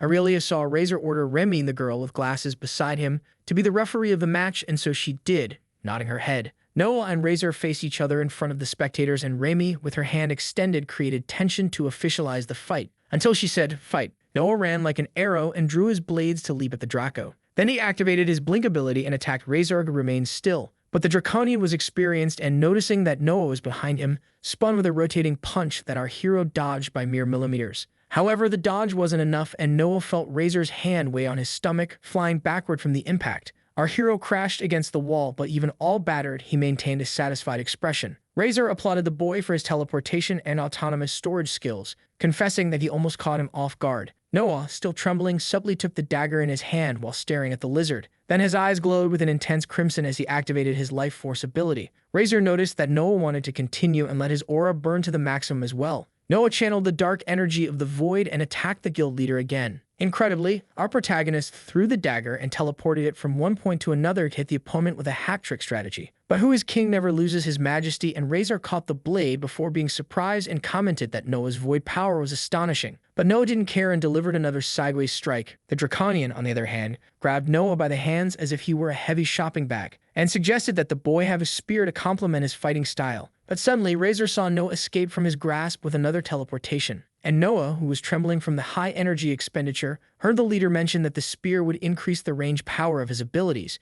and so Razor punched the dagger, considering it was little to defeat him. Noah, who was kneeling to contain the pain, saw his daggers fall in between him and the opponent, and Razor warned that now was his turn to show his power. Noah and Aurelia were anxious about the kind of power Razor had up his sleeve. The lizard suddenly ran, sinking the concrete beneath him and vanished before everyone's eyes, which made Noah wonder if Razor also used teleportation. However, his thoughts were interrupted by the guildmaster's attack, who slammed the ground again. For Noah had dodged, but noticed that the guy was as fast as lightning. Razor laughed and praised the boy's reflexes, showing himself pleased with his performance. However, with hungry eyes, he warned that this was just his warm-up, and he flew with all his strength and speed towards Noah, who moved his fist to parry the blow with his dagger, and once again was thrown back by Razor's punch, which resembled a walking sledgehammer. Only this time our hero fell balanced with the blink activated, and saw the lizard almost break the void to crush him mercilessly. Noah only had time to raise his grafted arm to protect himself. However, the impact was so strong that Tony got stained with tomato sauce. Razor grabbed Noah's arm and threw him to the ground, positioning himself on top of him. Growling, the guild leader wanted to know how the boy had managed to graft a void monster onto his own arm. Razor's knee was on Noah's diaphragm, who couldn't breathe to respond. Then he placed his foot at the height of the lizard's chest and made his dark aura emerge, which was noticed by the opponent. Suddenly, the leader fell to the side, applying a leg lock on our hero, and said that Noah was making a mistake, as this type of magic made the body work against the user, since even Razor's aura was restricting him. The lizard continued to warn about the danger of the graft, and Noah discreetly opened the system screen with the dimensional pocket behind the big guy, who didn't feel when Noah sucked his leather pants into the inventory. Aurelia was incredulous at her protege's attitude, but it was already done. Leader without pants in front of everyone and Noah in teleportation. All normal here. Noah, distance, was trying to recover, and surprisingly, Razor liked the boy's originality. So he stood up without pants and asked the boy to show more of his power, suddenly throwing the dagger towards Noah, who could do nothing at first. But our protagonist activated the Astral Walker to pull the dagger and entered the dimensional portal, intending to regain his strength. And there, before his reflection in the blade, he tried to find ways to hit someone stronger and faster than him. Then, as if nothing was happening, the pot of stones floated and touched his back as if to say, "I'm here, baby." And Noah promptly smiled with his million-dollar ideas. Noah opened the pot while hearing Razor grumble that he was playing dirty. But he quickly returned to reality and shot the rocky projectiles towards the lizard, who felt his eyes blur with the meteor shower against his face. Several void portals opened above Razor, who was hit multiple times by the stones. Genius. But as life is not a strawberry, Noah's mana ran low, and as a last attempt, he returned to the physical world, stretching Tony's hand to touch Razor's scales, who noticed immediately and grabbed our hero's arm. "Not here, baby." Then he grabbed Noah and took him to the ground again. But Noah smiled and warned, "Behind you, handsome." Suddenly, Noah's daggers emerged from the astral, aimed at Razor's back and stabbed his back, catching him off guard. Razor stood up and stretched his hand towards Noah, congratulating him on his victory. Then, emphatically, Remy announced that Noah had passed the combat test, and the crowd applauded, incredulous and excited. The adventurers who witnessed Noah's victory wanted to know of his rank at all costs, and one of them, with a book in hand, exclaimed that he was the 48th, being in the top 50. Noah couldn't move a muscle in the face of the ovation. He, not understanding what was happening, questioned Remy about the commotion. Then the girl explained that they had a record of how long they lasted in fights against the master, as today Razor had already fought 174 times against adventurers of rank D and above. Noah was in shock, but not because of his position, but because the big lizard had fought, counting on him, 175 times that day. Noah was surprised by the amount of evolution achieved solely through sparring training, but the main thing was the blink ability that reached level 10, allowing him to access astral rifts, and he wondered how far he could teleport now. Then he went to read about the structure of space and found it interesting to be able to peep between realms, becoming increasingly resistant to magic. Noah walked through the guild headquarters until he opened a door and saw Aurelia talking to Na, but by the expression on both of their faces, he thought he hadn't arrived at a good time, as the small girl was reporting that some abyssal scum had escaped right under her nose. And Noah, joining the conversation, wanted to know if Nay was referring to Aurelia's previous group. Then the sorceress assumed it was far from being an isolated case. They said she was mapping the case due to the disappearances, as many of them were linked to missions that certain guild members had accepted. The girl was outraged, as if people lost faith in the guilds, it would be a total disaster, especially with those cultist members acting in the shadows. Noah asked if Aurelia had found the traitors, but according to the sorceress, her last lead was that they were on some mission near Windrest. Nay brought her fingers to her head and focused her magic to help Aurelia search for the suspects in specific places. And when the papers began to float around the room, Noah was astonished by the girl's power, which Aurelia whispered was the magic of fate. Until suddenly, Nay focused on one of the papers and caught it in the air, promptly revealing that Aquarius was the location of the new search for our heroes, which made Aurelia bow to the mage in gratitude. However, Nay asked them to consider this an official mission to track down the Iron Fists and bring them to the guild. And when the system updated the new mission, which was called Vengeful Hunt, the small receptionist only asked for one thing: bring one of them back alive. After the day at the guild, Noah wanted to buy a spear, and Aurelia told him to follow her, as if she knew the right place for that. Sorceress guided Noah through a kind of tunnel, and the boy felt somewhat apprehensive about the place as they descended a staircase. Then they reached a wooden door with a sign hanging, and Aurelia turned the doorknob while greeting someone named Josiah who was in the room. The boy opened a genuine smile and seemed quite familiar with the fire parakeet, but that nickname is only for those close. You see, chat. He hugged Aurelia, saying he missed her, and the sorceress returned the affection sincerely. Then she introduced Noah, who waved somewhat shyly at the young man with an easy smile, who promptly shook our protagonist's hand cordially. Aurelia mentioned that Jose came from a renowned family of craftsmen and had become a great friend of hers, also being responsible for making her gauntlets. The young man then smiled modestly, and noticing that Aurelia wasn't wearing the gauntlets, wanted to know what had happened. The sorceress explained that she had been captured by the cultists and lamented losing all her equipment. But Josiah, all cheerful, said he had a new fire spell in hand and was eager to test it, and Aurelia was definitely the right person for that. Without further ado, the sorceress accepted, to the delight of the good vibes boy, and not forgetting Noah, of course, who wanted a spear that matched his fighting style. Josiah then asked our hero to accompany him to choose the perfect spear. Noah followed the boy into a room with various weapons displayed side by side. Then Josiah showed an invoked spear that had a triple attack ability when executing a strike almost simultaneously. Noah saw the craftsman show another spear in a spiral shape that sent blades of wind through magic. With so many options, Josiah left our hero free to make his choices.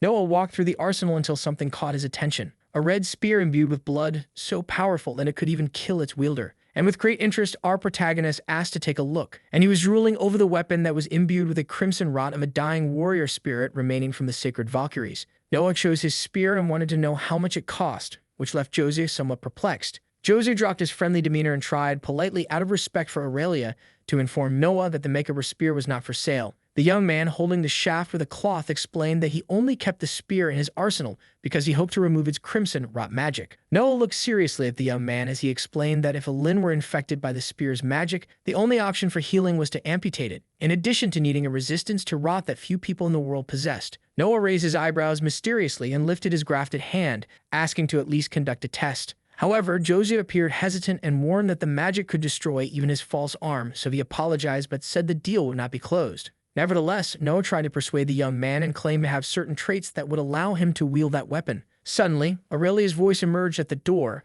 asking to let the protagonist take the weapon, as that conversation had dragged on too long, and Jose, incredulous, reminded his friend how dangerous rot magic could be. Aurelia agreed with the craftsman but mentioned that she had seen Noah bombarded by necrotoxins and still came out unscathed. Moreover, if Jojo refused, the clever one would simply teleport in the dead of night and steal the spear anyway. The craftsman nearly choked upon learning that Noah had teleportation skills. Then, reluctantly, he sold the spear for 8 Class D mana stones and warned that the cautious live longer. Noah tried to haggle for 5 stones, and Joja ended up conceding with a sour expression. Leaving with his new toy, Noah asked if the craftsman had the tome for proficiency in spears, and the young man replied that he would sell it for 2 more mana stones. And so he handed the tome to Noah, who also received a new outfit as a bonus. Aurelia just watched the boys make their deals, and Noah, not wasting any time, quickly acquired the necessary information in the system about handling the weapon and its qualities. Jose commented that Noah had chosen a difficult weapon to wield, and that if our hero wanted to return it, he wouldn't do so for the same price.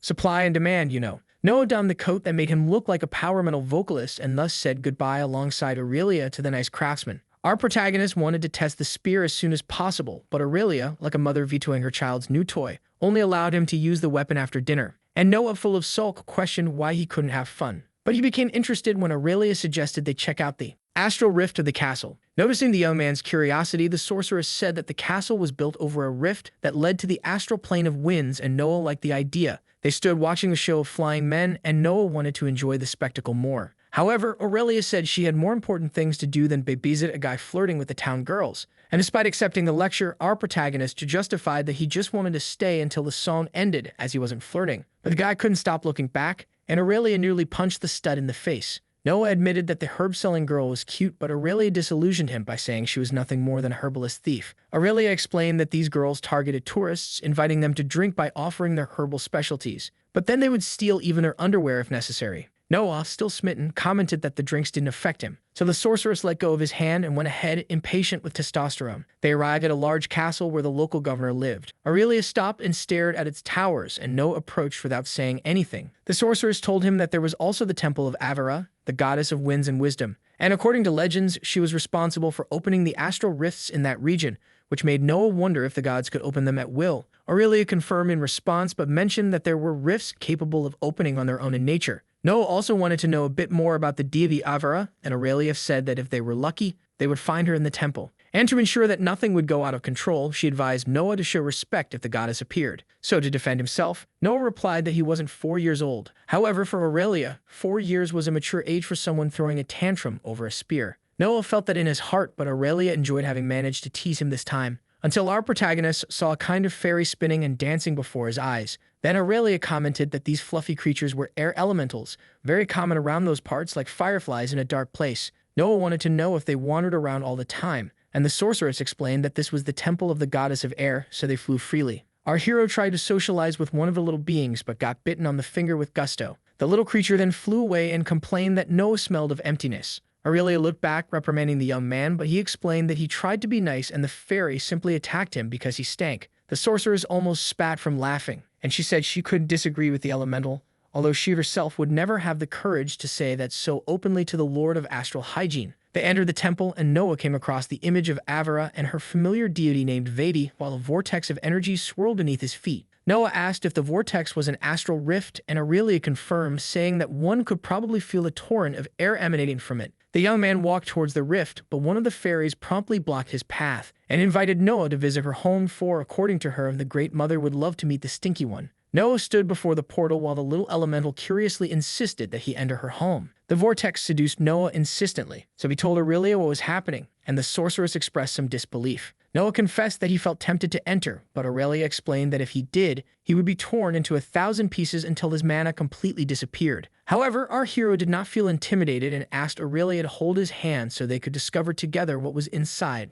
but the woman firmly refused. And when she tried to convince him to give up the stupid idea, Noah simply activated Blink and left Aurelia's line of sight. Then he grabbed the sorceress and jumped into the vortex, which sucked them in like a black hole. However, the lights were intense in the place and Noah widened his eyes to identify everything around him, while the fairy guided them through numerous doors that formed in that astral corridor. They kept following until they suddenly fell into the astral plane of winds. Aurelia, indignant, asked what the crazy guy thought he was doing. But suddenly, they heard a soft voice wishing them welcome, and a magnificent and imposing woman sitting on her throne remarked that it had been a long time since she had received interesting visitors. She stared at our heroes with glamour and curiosity, while Aurelia couldn't believe what she saw before her eyes. But Noah was more interested in knowing what ability the beautiful woman used to enhance her impeccable lip filling. However, the goddess smiled at Noah's audacity to try to identify her through her astral system. Curious, he asked how she knew him, and Aurelia quickly spun to our protagonist to ask for good manners with the deity. But the goddess didn't seem to care and solemnly informed that she knew many things, for she was the goddess of wisdom. Then she took a chick sip of champagne to moisten her royal throat. Noah suddenly felt a jolt in his neck, and Aurelia, forcing him to bow, apologized to Avera for the insolence, as they had no intention of bothering her, and explained that the idiot beside her had no business following the elementals into the portal. But Avera said she was having fun and mentioned that she kept the portal open for the elementals to pass freely and did not expect anyone to enter. The fairy suddenly whispered in the goddess's ear, and Avera announced that the little being found Noah a very interesting person, but Aurelia interjected to assert that, in fact, the protagonist was just a fool. The sorceress emphasized that the hero's parents should have let him fall as a child to think it would be cool to just jump into an astral rift out of nowhere. The goddess then rose certainly and told Aurelia to relax, for she did not consider Noah's entry through the portal a mistake. For destiny is a capricious thing, and in any case it would have dragged him, at least what he carries with him. Avera sensed that Noah smelled of emptiness and snapped her fingers to give the young man a light bath. The protagonist then suddenly felt as if he were inside an astral car wash, and found it strange that after everything, he was still dry. Avera elegantly descended the steps of her throne and said she cleaned the dirt that Noah had collected in Arander, especially the little parasite of emptiness he had created. Then she floated close to the young man and simply opened the system screen to remove the Kremunho spear he had bought from Jose. Avera commented that the weapon belonged to a member of the Scarlet Valkyries that was once led by Relina. She examined the spear and said that now she could see its contamination, but revealed that even that rot could become a blessing if used correctly. Avera revealed that Noah had received the touch of Relina on his destiny and asked if he was aware of it and if she had returned after the incident. But the protagonist had no idea who the goddess was talking about or even that the spear had anything to do with her. Then Aurelia explained that Relina was an ancient goddess of war who led the valuable order of the Valkyries. Avera said that the spear was one of her weapons and that Noah needed to find the goddess, as he was marked in his destiny. Then suddenly, our protagonist had a lapse of memory, and from his subconscious he awakened the vision of the goddess trying to save him. But despite his efforts, he was confused. Avera looked at Noah and smiled. She placed the spear in Noah's hand with hope for the goddess's return, and said that the mark on the young man's destiny would guide him if he followed her guidance. Lady Avera asked that if Noah found Relina, he should deliver the message that she was still waiting for her promise. Then, Aurelia asked for permission to ask a question, which was promptly granted by the goddess. The sorceress wanted to know if she had information about the abyssal cultists infiltrated in the guild as innocent people were dying. But the goddess, despite all her knowledge, could not help them with these matters, even if she wanted to very much. Avera explained that the void protected all who were under its shadow, and therefore could not perceive their steps. Aurelia thanked her, though saddened by the situation, but the goddess said that in one specific thing she could help them. Thus, Avera made her extensive library available for the studies of our heroes and confessed that she collected many objects, even having a rock album, and she would let them use it if the duo had or knew of something that the goddess of wisdom was unaware of. The two were thoughtful for a while, and Noah remembered something but out of caution preferred not to say it out loud. Then he whispered in Avera's ear, who was taken aback by the gossip. Aurelia watched everything with her blank expression, but Noah assured the goddess with familiarity that the guy from the exclusive subject was still considered a legend. Avera granted the heroes access but asked that they not disturb Vedi, as she was not very fond of strangers. As they left, Aurelia wanted to know what Noah had said to the goddess, and he explained that it was a gossip from the rock world of his realm. Avera continued to drink her divine champagne, and Noah, not missing the opportunity, told the sorceress that she could no longer underestimate his dealings with the gods. Noah was enjoying the knowledge in Avera's books. until he decided to wake up Tony, the sleepiest arm in history, to have a chat. So our protagonist took off the ring of Victrol that he still kept with him and told the little hand that it might want to go out and have some fun. Noah put the ring on his finger and asked Tony if he could inhabit the artifact. A dark energy began to emerge from the arm, and the boy understood it as a yes. And suddenly, Tony's eye began to compress and transform itself to the cultist ring. Noah had fun with the situation while the parasite observed everything. Our protagonist asked if the eye could detach from the ring, and after a few attempts, Noah saw wings forming on the parasite, which transformed into a small eye bat. Tony flew up to the highest shelves and began to read the books through the system. This made Noah notice new abilities on his sheet, as well as considerable evolutions in his paths. Noah started to put the books away, and one of the fairies approached to say that the mother goddess liked the stinky one. Then, quite excited, the elemental wanted to show something to our hero and flew offering to follow. Noah noticed that the fairy invited him to another astral rift,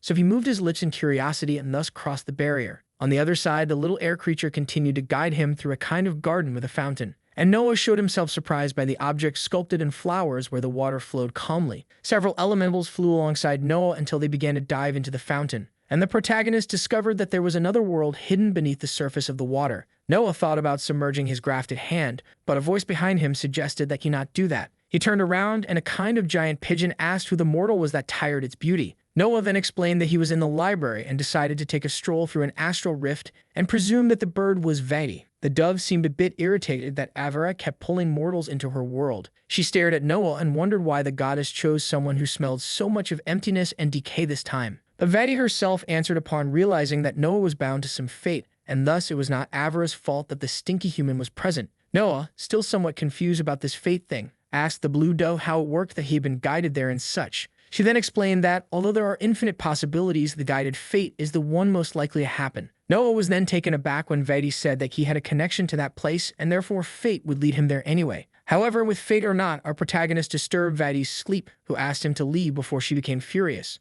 Noah bowed and asked permission for a question to the blue dove, who turned curiously towards the young man. He then told her about his spear and that he had tried in every way to find ways to use it, but he found nothing in the library that spoke about the sinister magic trapped within it. Vati examined the weapon and commented that it was imbued with rot V, and that there was no cure to its touch, or even potions or healers would only worsen the damage caused. Noah inquired about what to do, and the dove replied that he should connect with the spirit of the spear, letting it run freely within his being. For then the spirit would recognize him as its master, but Noah would have to master the force before the rot consumed him completely. Noah stared at the spear, and promptly the system updated his mission to bond with the spirit. It was enough for the protagonist to remove the cloth that covered the weapon and present himself as the guy who took risks. Vati thought it was foolish of the young man, but she was willing to watch the spectacle until the end, which, regardless of the outcome, would be etched in her mind. Noah looked at the dove and said, "Watch and you will see." Then he inflicted himself with the rot, which was soon flagged by the system, but curiously his and Tony's abilities resisted all types of diseases manifested by the spear, and suddenly it happened. The red screen asked if Noah would like to create the bond. Noah touched yes and suddenly was transported to a rift or part of the weapon's consciousness where various bodies and skeletons were piled over a river of blood. With the silhouette of a man watching him in the background, Noah then asked in shock what kind of place that was. He stared at the silhouette and asked who he was, but for a few seconds he received no answers. So the video ends here. If you don't want to miss the next part, activate the notification bell, and see you next time on Tob's channel.